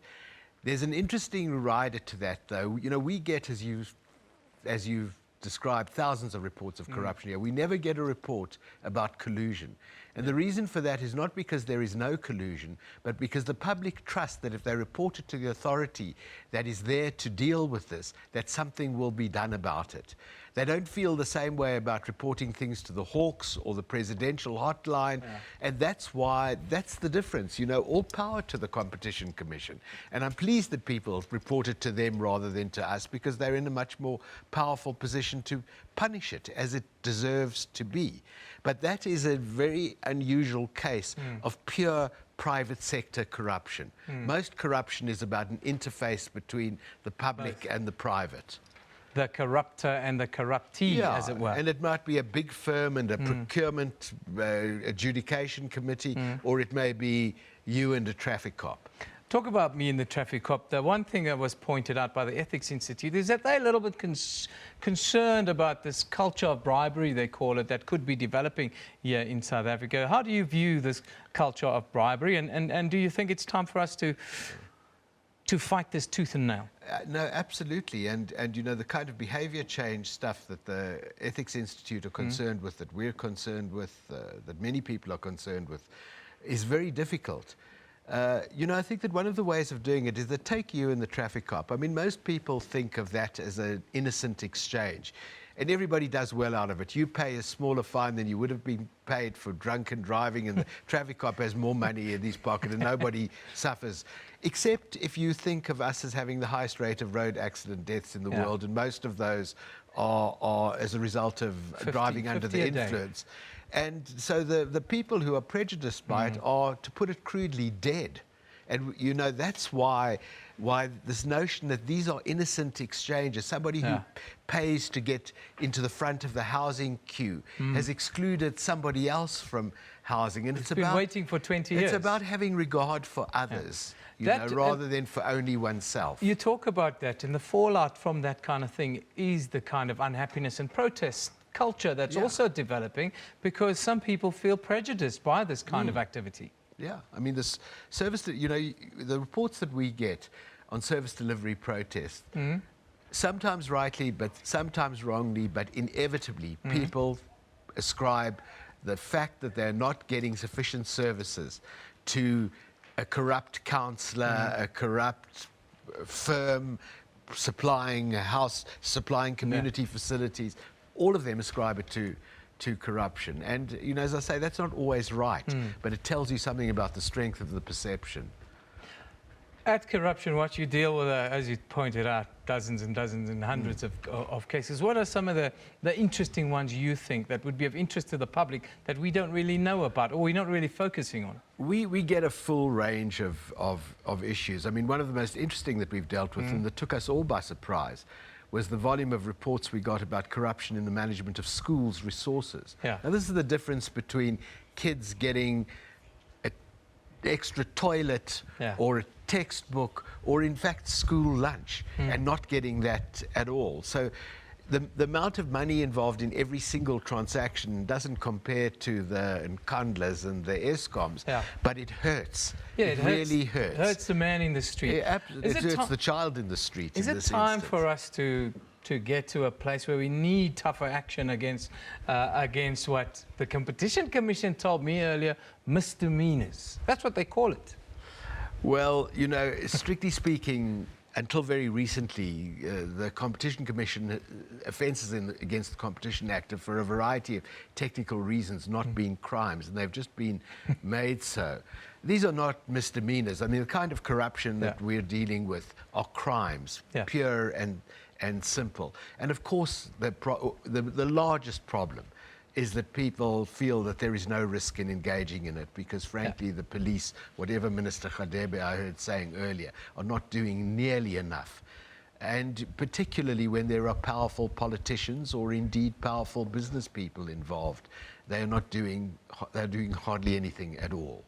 How do we turn the ship around as a nation? And I'm not just talking about corruption, I'm talking about bribery, the culture of unethical behavior that we're seeing that's rising in our country. Well, you know, there are a number of solutions. I mean, in some cases there are systems that need to be tightened up, like the procurement system or the appointment process or whatever.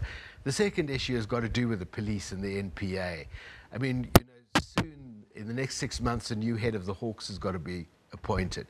We really want to see that for just about the first time, that this is a person of integrity, and we're going to be running a large public campaign around that because the police and the prosecuting authority are a real problem.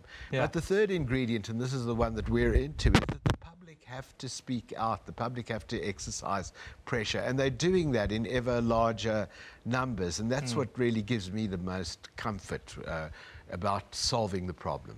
David Lewis, I thank you for joining us. Interesting views, and certainly the numbers don't lie to us. The Executive Director of Corruption Watch, David Lewis.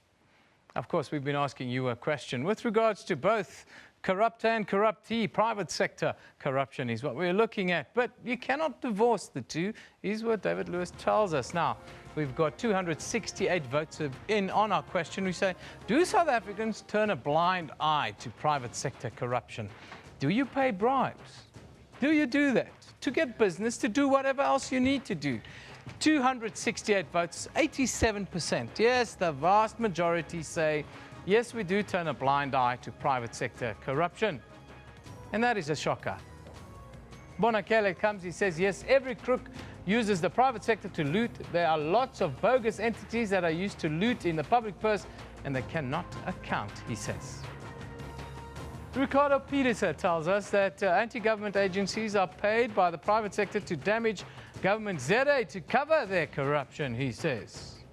Talking about the Fees Commission, wow. Sipiwa Mungeka says, as a victim of a big private sector corruption, I think government is too lenient. Hence, the law do not allow the public protector to investigate the private sector. Maybe we should have a private protector. What do you think about that? Unati Grootboom says, it's time for action, and this must happen soon, because they're throwing our money on useless horses, he says. Hakeem Nhlapo talked about Newsroom. The bank scandal is just one typical example. Yes, there are more than 130 others just like that, Hakeem, in our country, happening right now.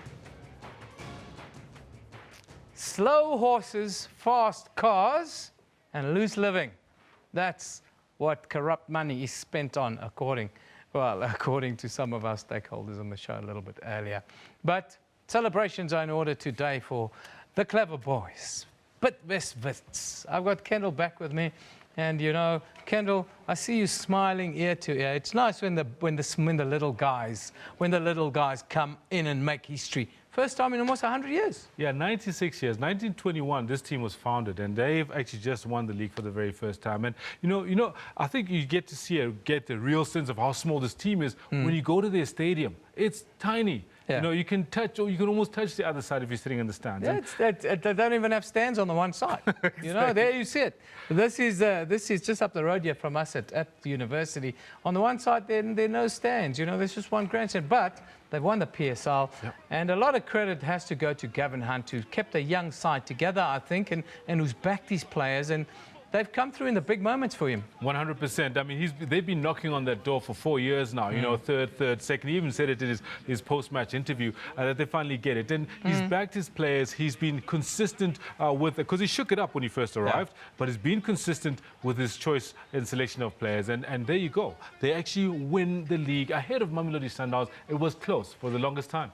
Do you think this Wits team, will be able to stay together next season and they won't be raided by the big clubs, their players, like we've seen in years gone by? Look, that remains to be seen, because one man's wine is another man's poison, you know, and one can't say whether the big teams will be able to use the same players in the same way that Gavin Hunt has. And I don't know. I think we'll see over the next few months what happens there. Look, they've had disappointment in their African campaign.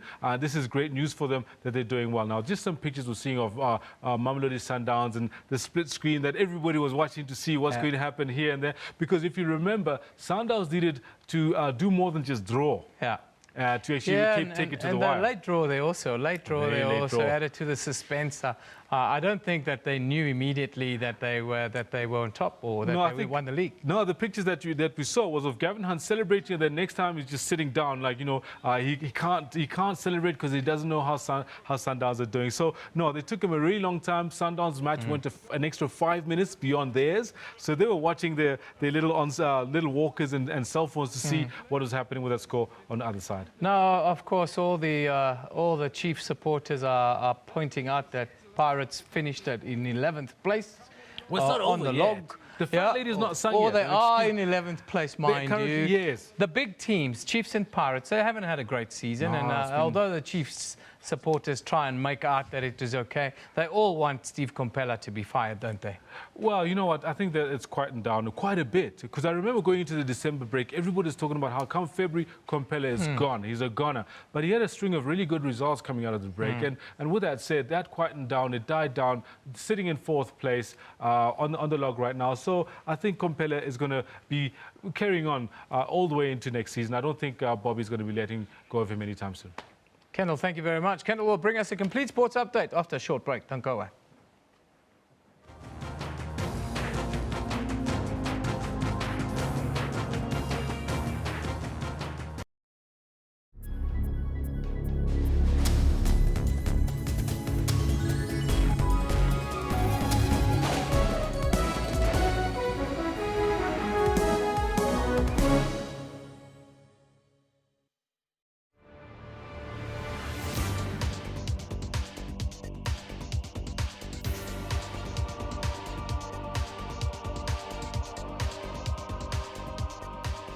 The fossil hominid sites at Sterkfontein Caves, known as Cradle of Humankind, were declared a World Heritage Site on the 2nd of December 1999. The Cradle of Humankind covers an area of over 47,000 hectares of privately owned land northwest of Johannesburg. Most of the sites is on dolomite, a rock type which is slightly soluble in water. There are currently over 200 caves on the site and 13 fossil sites. We know that Australopithecus africanus were present in the cradle from about 2 to 4 million years ago. It is generally known that hominids are close relatives of human ancestors.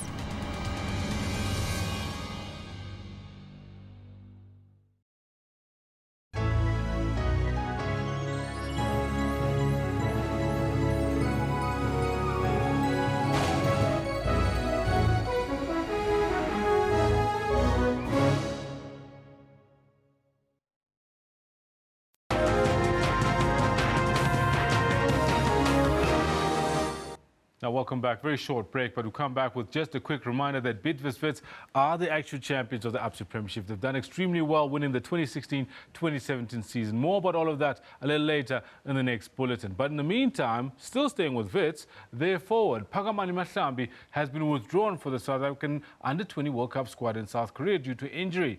Mahlambi suffered a hamstring injury while training with his club, Bidvest Wits. His place has been taken by ex-Cape Town defender Sirkyuk Kamis, who is expected in South Korea later on. Now, Wits were reluctant to release Mahlambi before the conclusion of the current ABSA Premiership season on the 27th of this month. There are only 2 days left to the kickoff of the 2017 FIFA Under-20 World Cup in South Africa.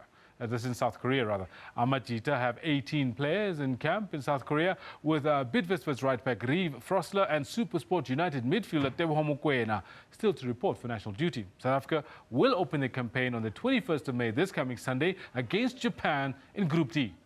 Now, as per the FIFA rules for the tournament, no player can be replaced in the squad without proof of an injury.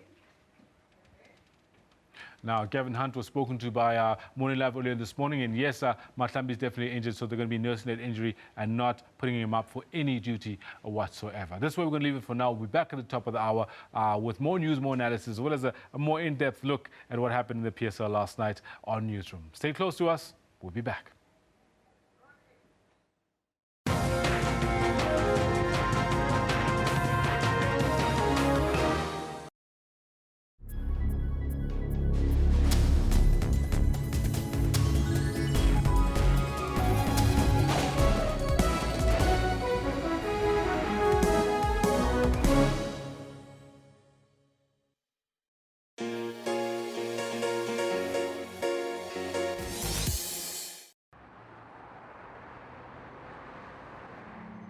Many choose to remain faceless and voiceless. Their pain and struggles are only known to few people, who are often pressured to conceal the truth so that it all seems normal. It seems like a normal day in the city, and everyone is going about their daily lives. But not this man. He is one of the few men who've chosen to take a stand against the brutal act of rape and sexual abuse for males in South Africa. Reese Mann is a rape survivor who've taken upon himself the task of informing the public about the often overlooked cases of male rape and sexual abuse by being vocal about his story. You wear the mask and the mask becomes your protection. So my mask was a very confident person. So you come across I came across as a very confident, ambitious person.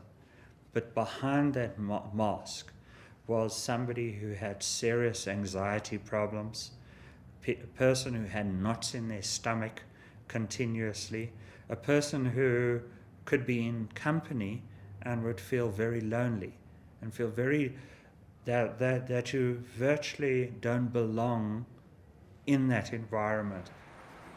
The need to pretend that all was just fine in his life is the reason why anyone around him was not aware that Reese was sexually molested at the age of 8 by someone everyone believed to have been a role model to him. He had convinced the school that he's this nice guy, he coaches the rugby guys, to my parents. He was a good coach at parents' evening, that he's offering his services to help me with my extra Afrikaans. And again, it's grooming, and a lot of people, and that's where the shame comes into abuse, that you personally feel blame, you're blaming yourself, and the shame comes in, because it just starts off with the extra Afrikaans teacher just sitting next to you, and then sitting next to you where his thigh might touch your thigh, which is maybe just slightly innocent, but it's the way that this progresses. So then soccer and rugby and all of that on the field, if you score a try or you get a goal, there's a type of masculinity that people do embrace each other. And so this happened outside on the rugby field, and it was acceptable. Now this is in the classroom, where the coach might slap you on the shoulder or grab your shoulder on the field and say, "Well done, boy, you know, that was great."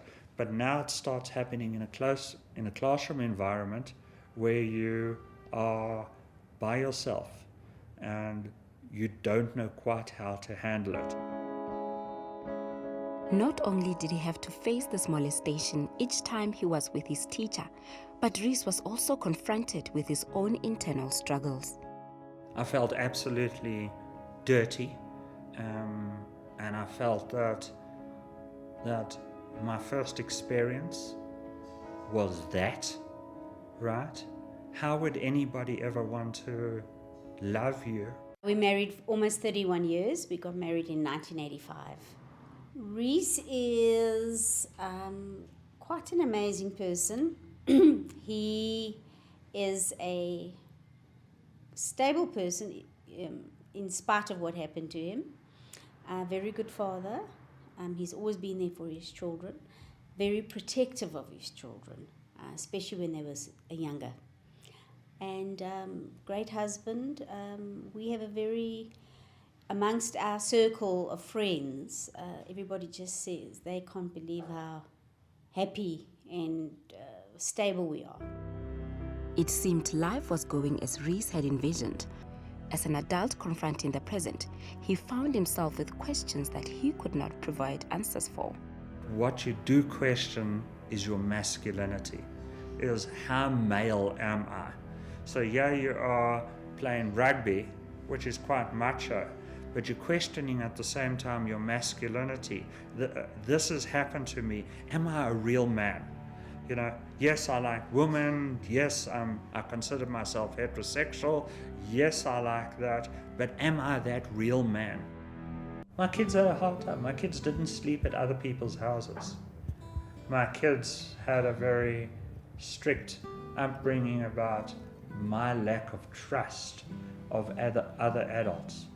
Because all of these pedagogues are your neighbors, soccer coaches, teachers, priests. So we were deep into the marriage, and he just, one morning we were lying in bed and he said to me, "I have something to tell you." And I remember that it was a Sunday morning, and I actually woke her up and I said, "I've got to tell you something." And I said, "Do me a favor, whatever I tell you, do not interrupt me, do not ask a question, just listen to me." Revealing this painful secret to his wife gave him the courage to tell his children. Reese didn't want to tell our children right away. He felt that they were too young. He wanted them to be about 18. And because they had to also be in touch with their sexuality, he didn't want this whole issue to impact on them. The organization, since its inception, has been faced with the persistent challenge of the stigma that's attached to male sexual abuse. This often prevents other victims from coming forward to seek help. Tradition plays a vital part of the healing process, because within South African communities, and you're specifically talking about, we can't look at blacks being one culture. It's not. Whites are not one culture, Indians are not one culture. But within certain cultural groups in South Africa, a man crying or a young boy crying in front of a woman is absolutely unacceptable, that a young boy could get a hiding just for crying in front of a woman.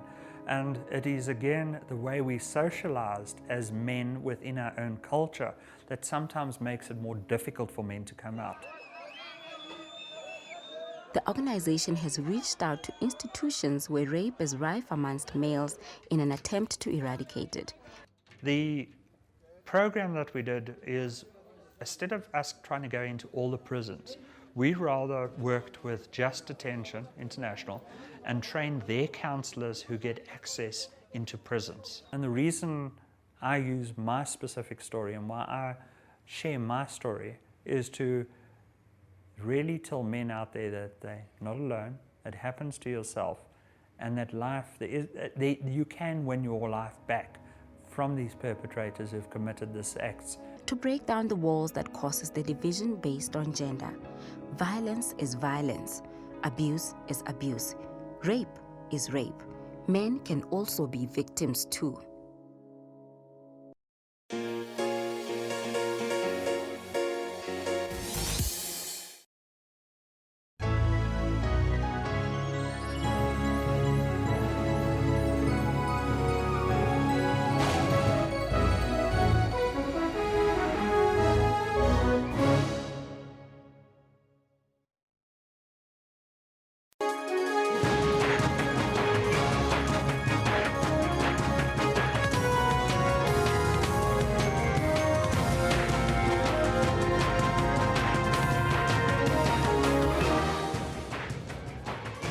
Welcome back to the final hour here on the Newsroom. It's 1100 hours Central African time. My name is Elvis Preslin. And I'm Kendall Makamati. Jumbo Africa.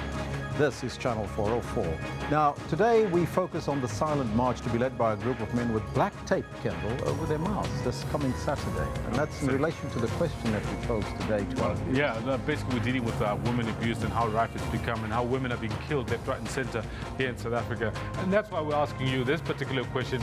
How do we change the attitudes of men in South Africa? That's a question we're hoping that you're going to interact with us on. Let's take a look at some of those tweets coming through and see what people are saying. This one from Sipho says, "Sir, an attitude can change if men can gather at all times in prayer sessions. I mean, all men in South Africa." Rosie Mutene says, we need to stop blaming the survivors and focus on the perpetrators. We need harsh laws. Our police need to step up their game. Brigo Brick says, "I used to be a woman beater, but a good friend told me, when women shout, don't shout back. Walk away or put the blanket over your head and sleep." Very good there, Brigo. Onate Grootboom says, this is serious. This is a serious matter. This must be stopped because our money on useless horses. We throw our money on useless horses, and this, of course, is about our poll, which deals with corruption in the private sector. Of course, yes, that's what you heard earlier from Paul Hoffman. That money in private sector is being spent on slow horses, very fast cars, and loose lifestyles. Absolutely. I was wondering if he was going to say loose woman, but it's part and parcel. And that's what the Competition Commission is all about. Says South Africa, he painted a very gloomy picture of corruption in the private sector, which runs into the billions of rands and has engulfed virtually all the sectors of our economy. And that's why we're asking you that question on the poll. We're asking you, do we as South Africans turn a blind eye to private sector corruption? 275 votes in, Kendall. 87% of people in South Africa and the continent are saying yes, we do turn a blind eye to private sector corruption. Only 13% are saying no. One can see it in the way we live our lives. You know, the cost for entry into getting internet in your home is just so high. Nkosi Thomas says private sector is where corruption is born in South Africa. Renate Grootboom says government must open their eyes and deal with this corruption without fear or favor. Hashtag private sector corruption. Luvo says, I must say that I'm impressed by what I'm seeing in this timeline. Private sector is not all holy, yet we listen when they tell us who to hate. This one from Ricardo says anti-government agencies are paid by the private sector to damage government SZA to cover their corruption. Those are some of your comments. Please keep them coming. We'll read them as we continue and we'll play them out. So keep on coming. But right now, let's get down to business and focus on your headlines.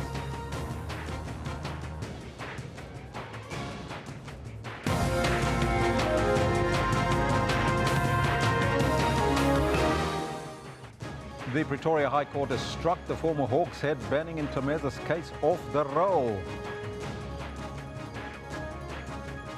The Gauteng police have set up a 16-member task team to probe the spate of killings of women over the weekend. And police say more bodies of illegal miners could still be trapped underground at the disused Harmony mine, a gold mine in the Free State. Now those are your headlines, but before we get to the news, let's find out from Kendall what's happening on the sports street. Elvis, thank you very much. This day and every day henceforth until the end of the season, Bidvest Fits are the new champions. That's the story of the day. No matter what you say, we've done extremely well. Having come so close so many times, they finally get it there. right. You'll have it. Yeah, absolutely. Good morning to you. This is what we've got for you in the sports today.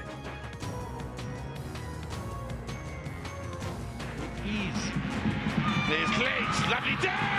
Oh, it's a beauty! A Clate classic! Bidvest Fits are the new champions of the Absa Premiership after dethroning Mamelodi Sundowns with a 2-0 victory over Polokwane City last night. It's a culmination of hard work, and you know what it is. It's not easy. Yeah, can't really talk much there. This is going to be one heck of a win! This is unbelievable! Friday tries everybody! He's going to take the biggest win of his career! Oh, magnificent! Spaniard Omar Freire of Team Dimension Data wins the first Grand Tour victory of his career in a thrilling finish to the 11th stage of the Giro d'Italia. Was the best stage of this race so far! And the Cuban Olympic Committee calls for scientific arguments for changes proposed by European athletics to scrap pre-2005 world records. All this and more we've got for you later on in the Sports Bulletin. Be sure to stick around. Do stay with us because Elvis has got the news. Thank you, Kendall. Top story this hour: 4 suspects in the murders of the popular Jozi FM DJ and former Generation star Mandla Hlatswayo and his friend Opa Chom Chom Duma are expected to be in court today. The suspects were arrested in the early hours of Tuesday morning and have been charged with robbery and murder. Hlatswayo and his friend were shot and killed at a pub in Pimville, Soweto on Sunday night as they tried to intervene in a robbery. The 4 suspects were supposed to appear in the Lenasia Magistrates Court already, but the NPA has now confirmed that a docket will only be made available to them today. The 2 were shot in what has been described as an act of bravery as they tried to prevent a group of women from being robbed. Meanwhile, a memorial service will be held for Hlatswayo in Soweto today. His funeral takes place this coming Saturday. Gauteng police has set up a 16-member task team to probe the spate of killings of women over the weekend. This as hundreds of Deep Kloof community members gathered to pay tribute to Karabo Mokoena in a memorial service. She was killed and then set alight allegedly by her boyfriend. A brutal killing that's left Deep Kloof community members shocked as they paid tribute to the 22-year-old. Her brutal killing condemned. Her family, too emotional to speak. Her mother penned a letter to her daughter. I will miss your loving and generous heart as you are always considerate towards everyone. You will always be in my heart, my angel. Rest in peace, my beautiful angel. Mokwena's charred body was found at a field in Lyndhurst last month. The details of her abusive relationship laid bare. Her friend recounted the last weekend she saw Mokoena alive. There was just a few bruises left and a few scratches, but overall she had recovered. She said to me, "Neo, I'm a living testimony that there is a God. He tried to finish me. Look at me now, I'm still standing." It comes as more women have been found murdered in Gauteng. The bodies of friends Bongeka Pungula and Popi Kwabe were found in Soweto over the weekend. 2 more bodies were also discovered. All of us were guilty. Utata that has said nothing is guilty. Mama that said nothing is guilty. Let us have no other, because at this meeting, #hands off our girls. And again calls for men to take a stand against gender violence. When are we as Montate going to take our position in society, our position in families, and come to the defense of our women and children. When is that? How many Karabos must be there before you stand up as a man and say, it cannot happen in my name? Karabo's boyfriend, Sandile Manzwe, has been charged with murder and defeating the ends of justice. He will apply for bail next week. Mokoena will be laid to rest on Friday. Mangoba Mchunu, SABC News, Deep Kloof in Soweto. And of course, that question that we posed to you on our question this morning, we want to find out from you, how do we change this perception that men are monsters in our society? Of course, you can relate to us on the Twitter handle at SABC Newsroom as well as on the Facebook page. Let's start that conversation, also relating to the march that's happening this coming Saturday. Join in that march on Saturday in Pretoria. Take a stand. Now, former Hawks head Benning Ntlomeza's urgent bid to interdict the police minister, Fikile Mbalula, from interfering with his job has been struck off the roll by the High Court in Pretoria. Judge Sheila Mpahlele ruled that the applicant had failed to display the urgency of the application. Ntlomeza was replaced last month following a High Court ruling declaring his appointment irrational and was set aside. Judge Mpahlele ordered Ntlomeza to foot the cost. Meanwhile, Ntlomeza's application for the leave to appeal Judge Peter Mabuza's March ruling and the last month's order affirming that ruling will be heard at the Supreme Court of Appeals on the 2nd of next month. For the latest on the Benning Ntlomeeza case, we now go live to the Pretoria High Court where our reporter, SABC reporter Sipho Steerman is. Sipho, very good morning to you. Tell us, what is the latest there? Good morning to you and our viewers at home. Well, the latest news is that General Benning Ntlomeeza will not be returning to the Hawks as he had hoped to do so with this urgent interdict application against the Minister of Police, asking the courts that they should declare Mbalula's actions illegal. And those actions is that Mbalula has been, of course, busy preventing Ntlomeeza from returning to work. Now, this is just another loss in a string of losses that the General has really suffered here in this High Court. Now the next plan for him is the Supreme Court of Appeal, where the matter will be heard in 2 weeks' time. And what will happen there is that he is appealing the enforcement order that was handed on April 12th, that he should step aside immediately, irregardless of any pending appeals. Now, he also has another matter there at the Supreme Court that he is petitioning that court for the March 17 ruling, and that ruling is the one that said that his appointment be set aside. He did, of course, come here in this court where he tried to apply for leave for leave to appeal, and then what had happened is that application for leave to appeal was dismissed. So what we have currently, we have two issues from the General that are going to the SCA. One is appealing against the enforcement order that he must immediately step down. Two is appealing, he's petitioning the CSA that the ruling that was made here, that his appointment be set aside and that it was irrational. So he's petitioning the Supreme Court of Appeals on that matter, but he has not yet had a response. We do not know as of right now that if the Supreme Court of Appeals will hear that matter, will accept his petition. So is this perhaps the end of the road for Benning Ntlomeeza, or is he still upbeat? Well, this morning I can tell you that we did not see any of the General's legal team, and I think that was an indication that he's not going to get good news this morning. And I did speak to them when they were here yesterday, and what they told us is that they are willing to take this matter to the Constitutional Court if they are instructed to do so by General Ntlomeeza. They're saying that their client will use every legal means available to fight for his job. But it does seem that increasingly he's really running out of options, and that those previous court adverse findings against him really did hurt the General.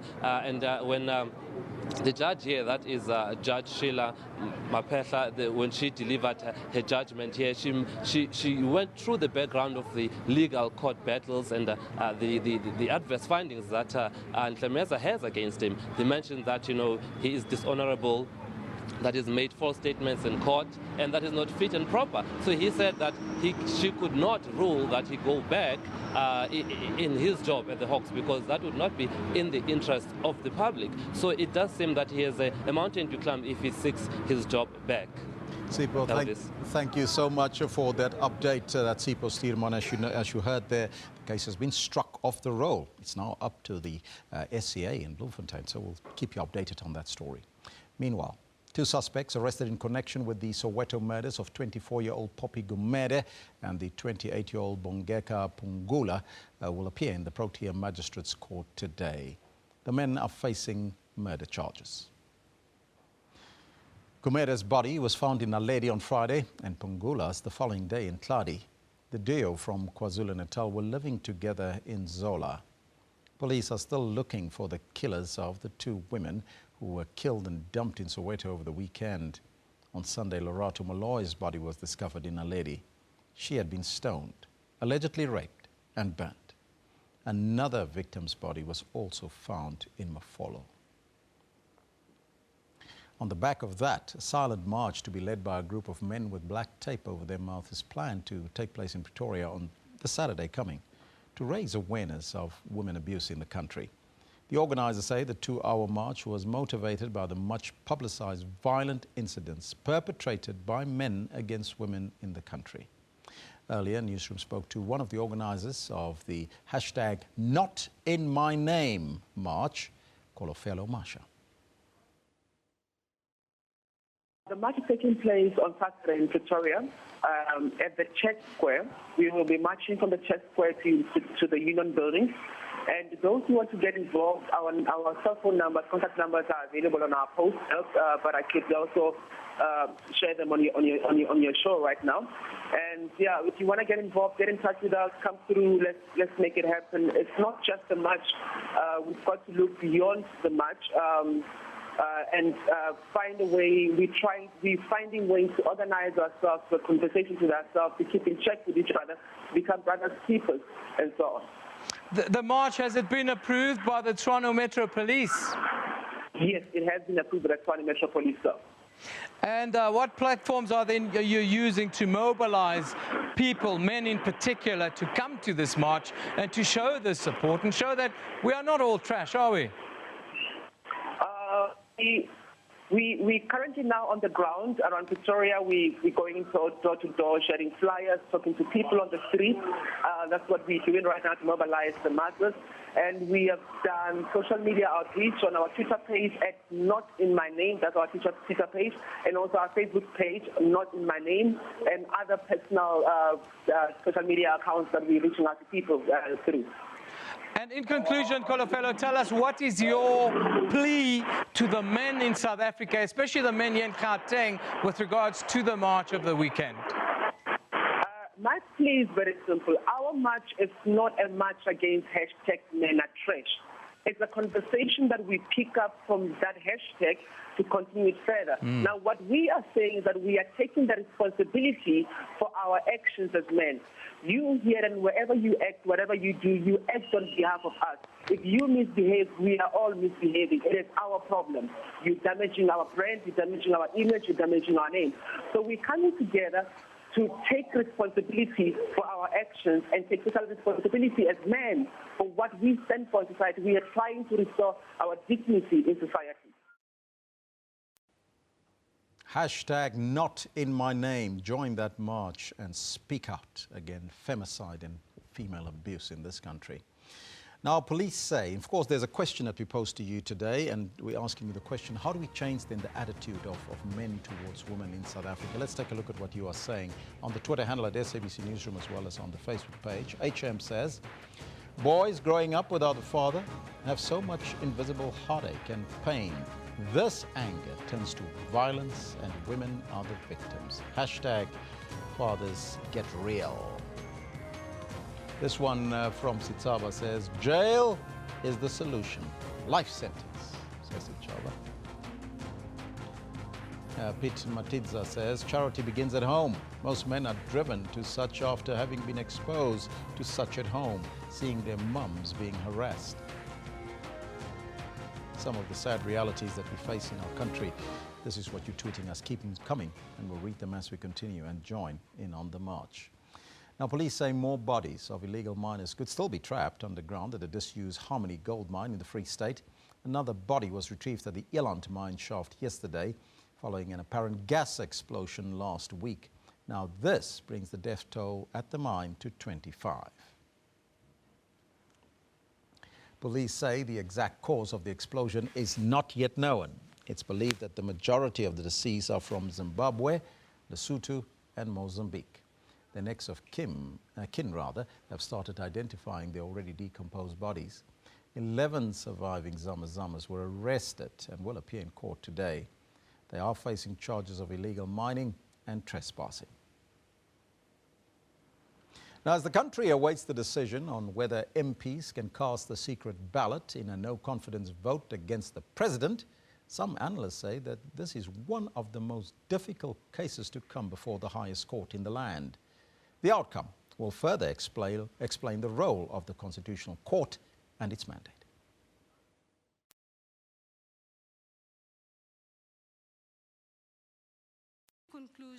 The much-anticipated judgment, whether or not the highest court in the land will rule in favor of the opposition parties. These parties, which failed in their previous no-confidence bid against President Jacob Zuma, have opted to take the matter to the Court. They are now working together, asking for the court to institute a secret vote. Sadly, what is happening at the moment is that some organizations now want the court to get actively involved in politics, telling Parliament what its rules should be, deciding who should be in the cabinet and who should not be in the cabinet. If the court were to agree to that, it would really be a big setback for democracy. Meanwhile, constitutional law experts share the same sentiment, saying the highest court in the land will be guided by the separation of powers when delivering its judgment in days to come. For the workings of Parliament, it's not for the courts, because if they interfere there, they'll transgress, they'll cross beyond the principle of separation of powers. But why? Because it's a governing power. It's for Parliament to govern. But in this case, it is very much a party political issue. Currently, the ANC has almost 250 seats in Parliament, and a party like the EFF says it is talking to some ANC MPs to support it. But undeterred, the ANC believes none of its members will vote against the party. Despite all this, opposition parties still believe that there are some ANC MPs who will vote with them. Nhlanhla, SABC News, Johannesburg. The break? Okay, and how long do we have for this conversation? Well, there you have it. That's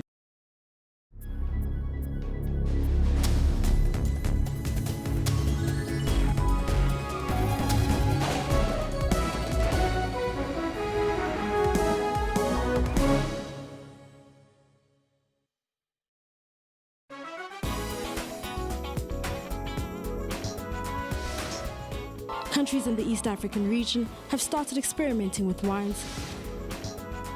Located in the east of the Democratic Republic of Congo in South Kivu province, this park is the only place in the world to find the eastern lowland gorillas. But the most famous monument in Casablanca is of course the Mosque Hassan II. The mosque is the third largest in the Muslim world.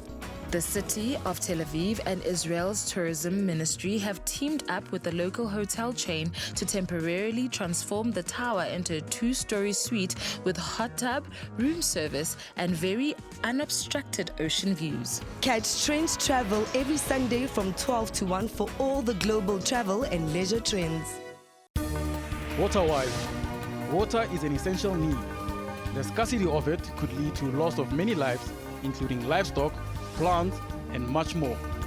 It requires us to use it sparingly and responsibly in times of need, failing which our taps and sanitation will not function. For more on water and weather issues, stay tuned to News Today, every Friday at 4:45 Central African Time. SABC News, making you water-wise.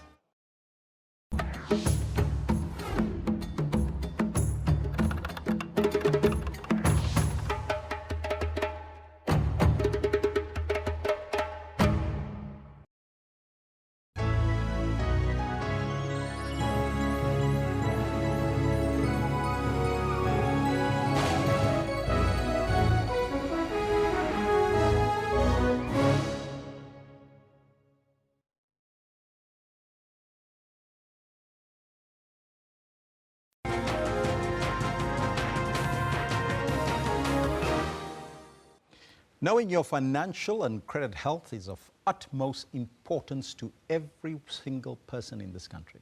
Now, TransUnion recently announced the launch of their SMS for your credit record service, where consumers will be able to check their credit scores on their phones. Now, this can be done with or without airtime. Now, although this is great and allows consumers to get that instant snapshot of your credit worthiness, this also creates even bigger need for education to consumers on how to understand and manage their credit so that they can take control of their financial health. Joining us now in studio is the head of Key Solutions at Sanlam, Kobus Swart. Mr. Swart, a very good morning to you and welcome. Good morning and thank you for having me here.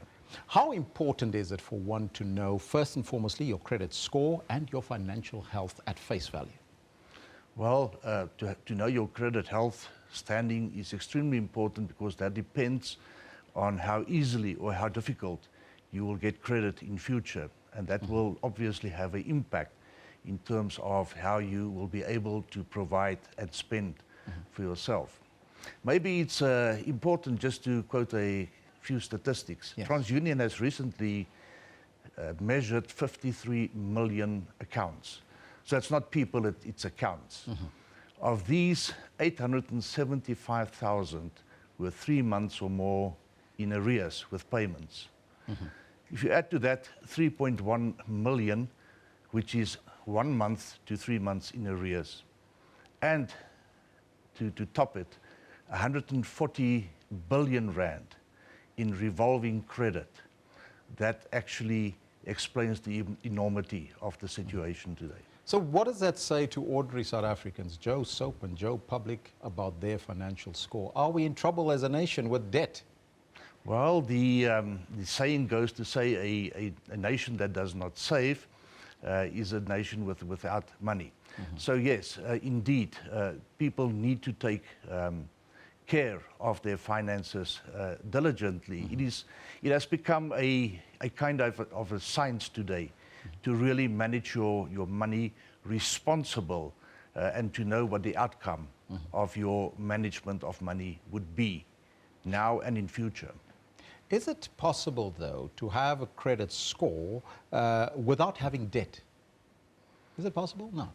Well, it's very difficult. You do have utility accounts, etc. But yeah, normally your credit rating are being made on repayments to your retail environment. So let's touch on that first, because credit worthiness is important for you to open accounts and of course to have that credit, and some say there is good credit and bad credit. Correct. So how do you manage that as an individual? How do you make sure that you upkeep a good credit score, and of course your TransUnion can assist you with that as well, it seems? Well, to manage your credit score, it all starts with control. How do you have control over your money, or does somebody else, other institution, have control over your money? To put this into perspective, if you have control over your money, in other words, also having a good credit record, credit rating, you are at will to decide how and when you want to spend your money. On the other hand, when you are indebted, somebody else takes over that control in terms of how your money will be spent. And that obviously has certain behavioral conditions that we see that people live up to. Now, you mentioned savings earlier. Now, this is very important, and people in this country don't normally save. How can financial advisors assist you to save and keep a clean record? Thank you for that question, because I think that is extremely important, that financial planners today plays a pivotal role in the planning of people's finances.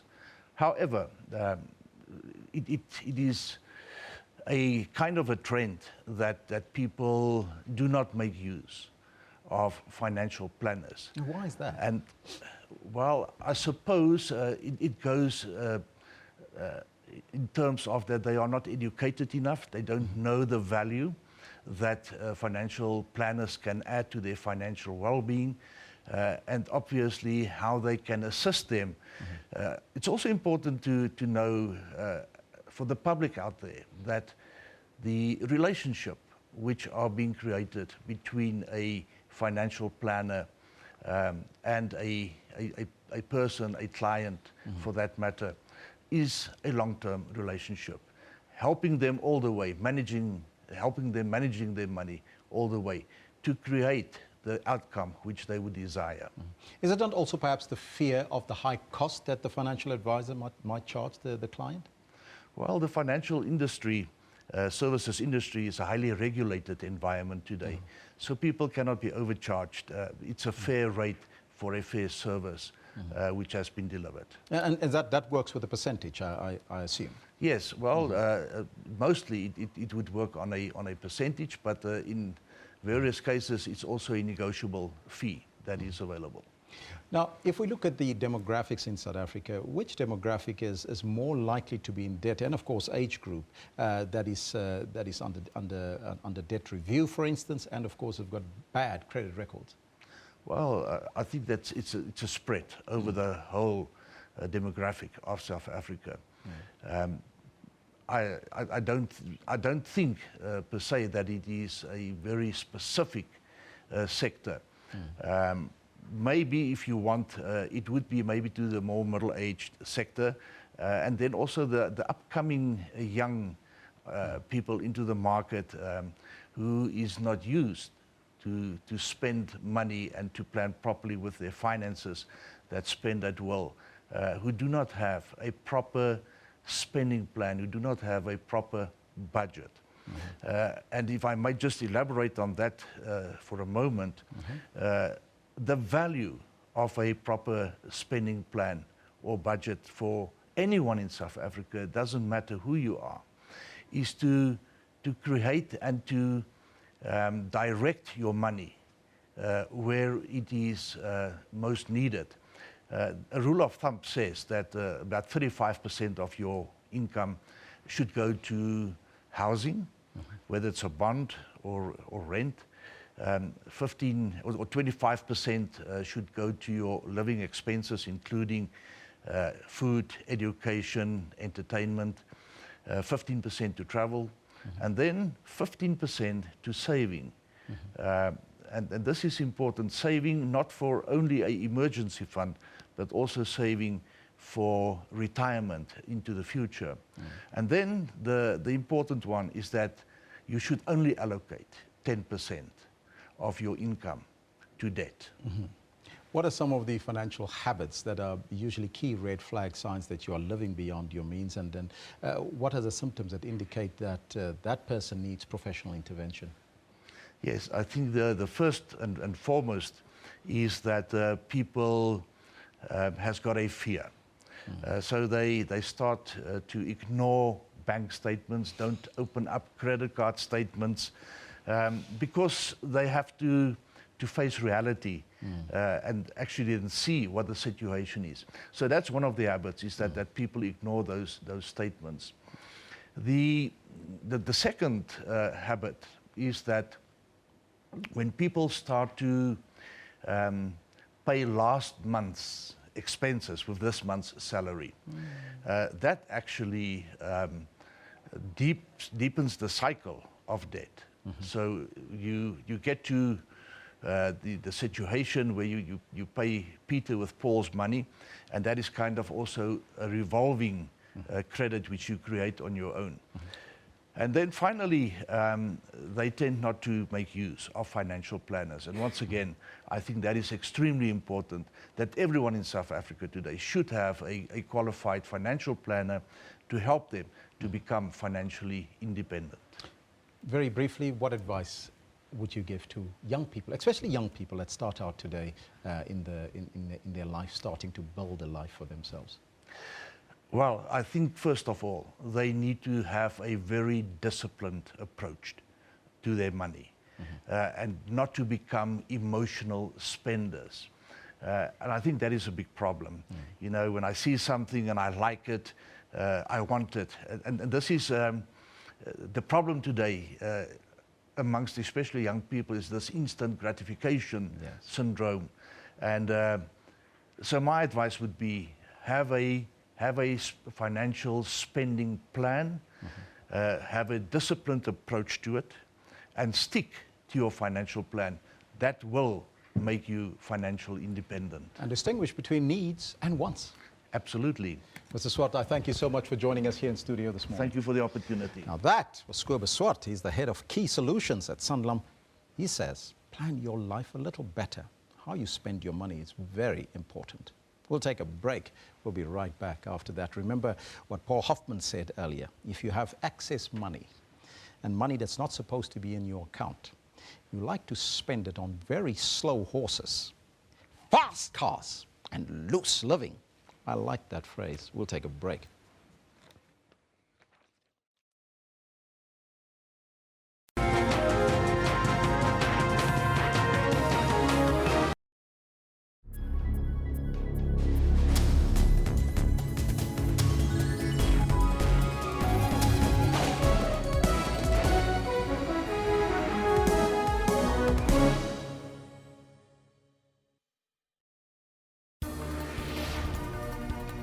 The Law Society has slammed notices sent to 4 universities to jack up standards or risk losing their LLB courses. The Council on Higher Education issued a stern warning to the universities to conform within 6 months. I think it will affect the university. I think outside the law faculty, there's a funding issue. It's been 112 years since Enoch Sontonga died as a relatively unknown composer, choir master and teacher.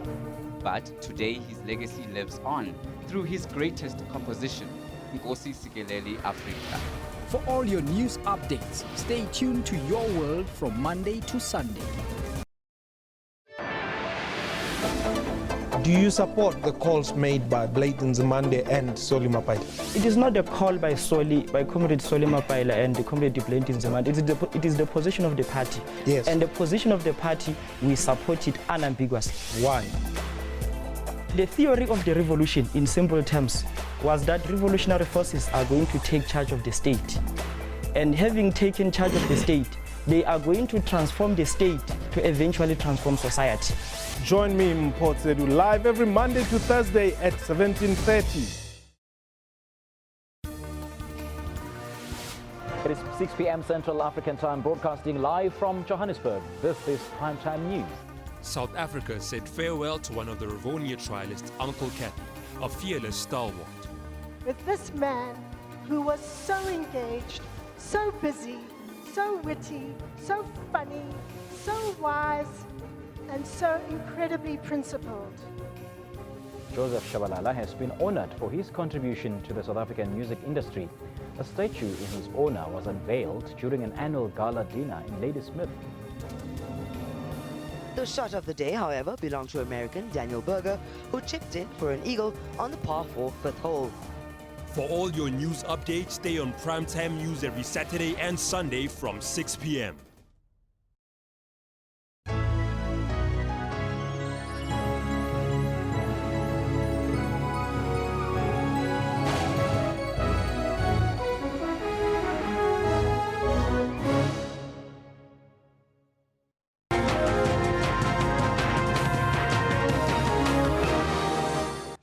Welcome back. My name is Kendall Makhamat and it's time to bring you the sports. Now, all day, every day for the next year, Bidvest Wits are the champions of the 2016-2017 Absolute Premiership season with a game to spare.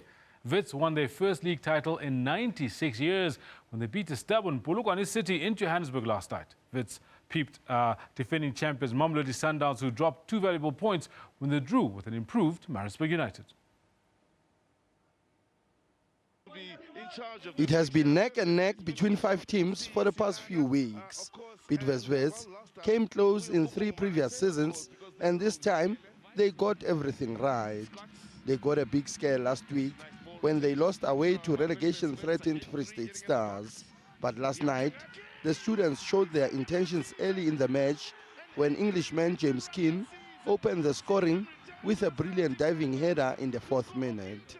Veteran winger Dane Clate gave the home side complete control when he scored another goal midway through the second half to help Wits get their second trophy this season after winning the MTN 8 trophy in October last year. This was coach Kevin Hunt's 4th league title after winning 3 in a row with SuperSport United. It's taken a long time to try and overhaul the team, change everything, the mentality, change everything that we do, how we do it, how we want to play. It takes time, and for a club like Bidvest Wits to win the league is unbelievable. With this victory, 32-year-old Clayt reached another milestone in South African football history. Clayt is the only local player with 6 league medals under his belt. I'm very, very happy for the team. You know, for Bidvest Wits, the badge. It's not about me, it's about the team.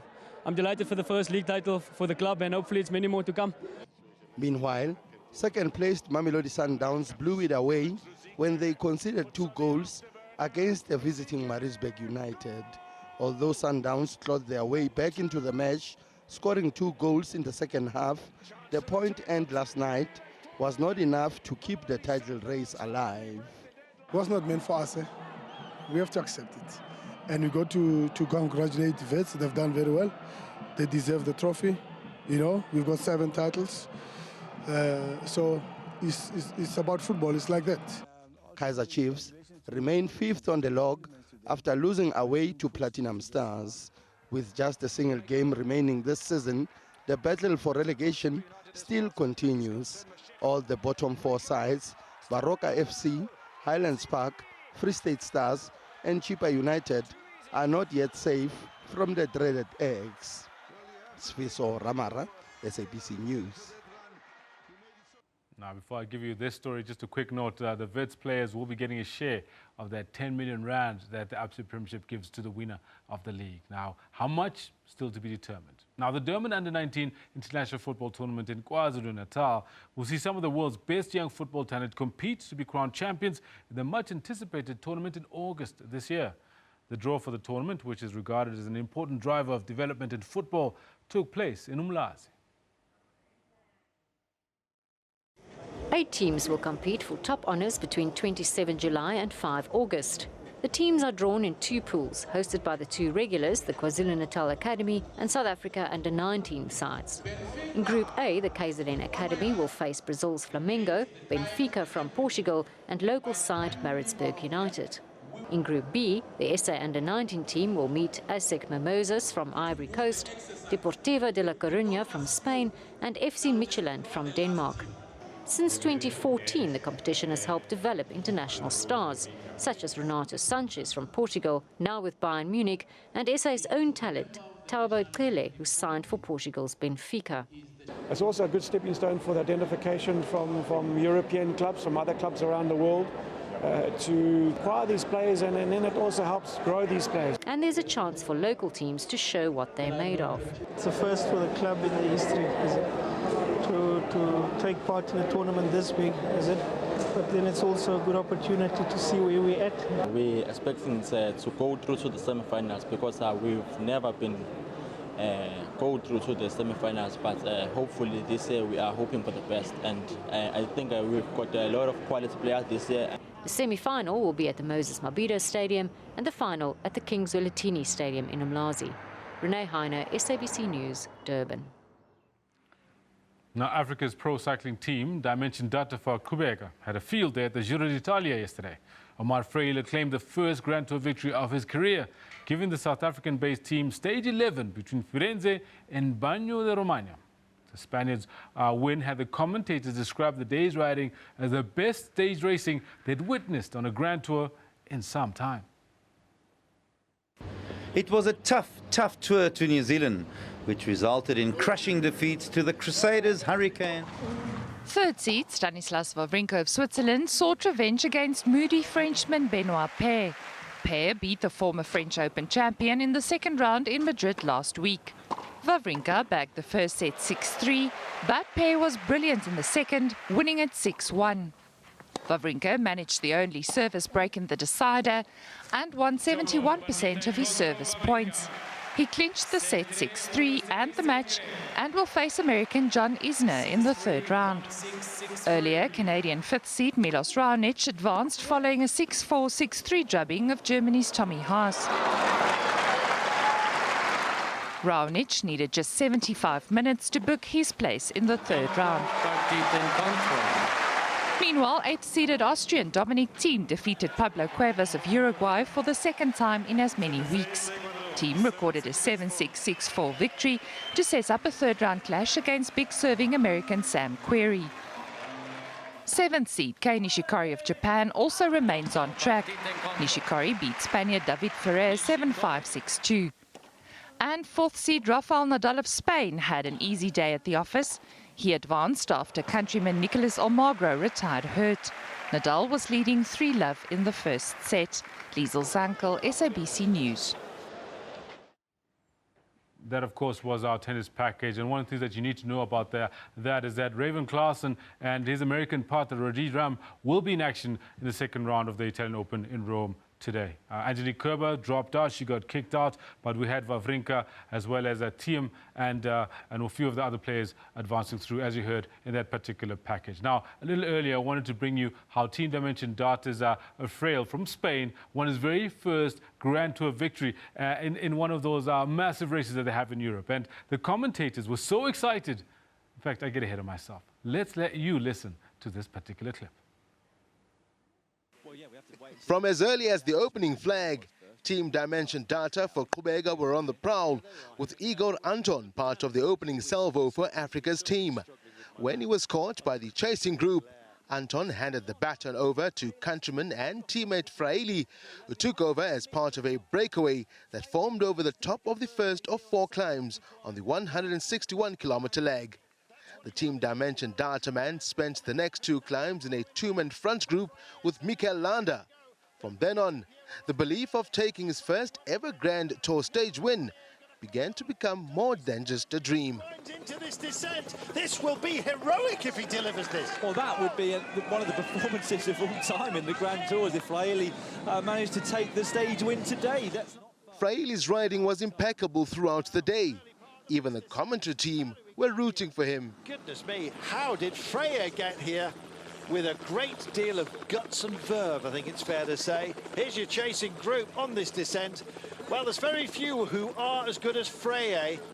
It was cat and mouse at the end, as Rui Costa of UAE Team Emirates, Pierre Roland of Konadola Drapak and Tanal Kagnat of Astana held their nerve alongside Fraili until the last 200 meters. And at the end, it came down to who wanted it most. Here they come, and they're coming at pace, and Freya's got to go. He can't hold back any longer, but has he got anything left? He still waits, he's in P4 at the moment. 400 metres to go, and here they come. Visconti's on their case. Visconti's the faster man in the reds. Here are they all going to get, I'm afraid, caught to the line. 350 to go. Suddenly Canguet picks it up. Roland tries to stay with him. Rui Costa's there. Rapidly approaching comes Visconti, and now Freya goes. Freya's got to go. Freya at the edges, frying everybody. Is he going to bring it home? He's going to do this. This is going to be one heck of a win. This is unbelievable. Freya fries everybody. He's going to take the biggest win of his career.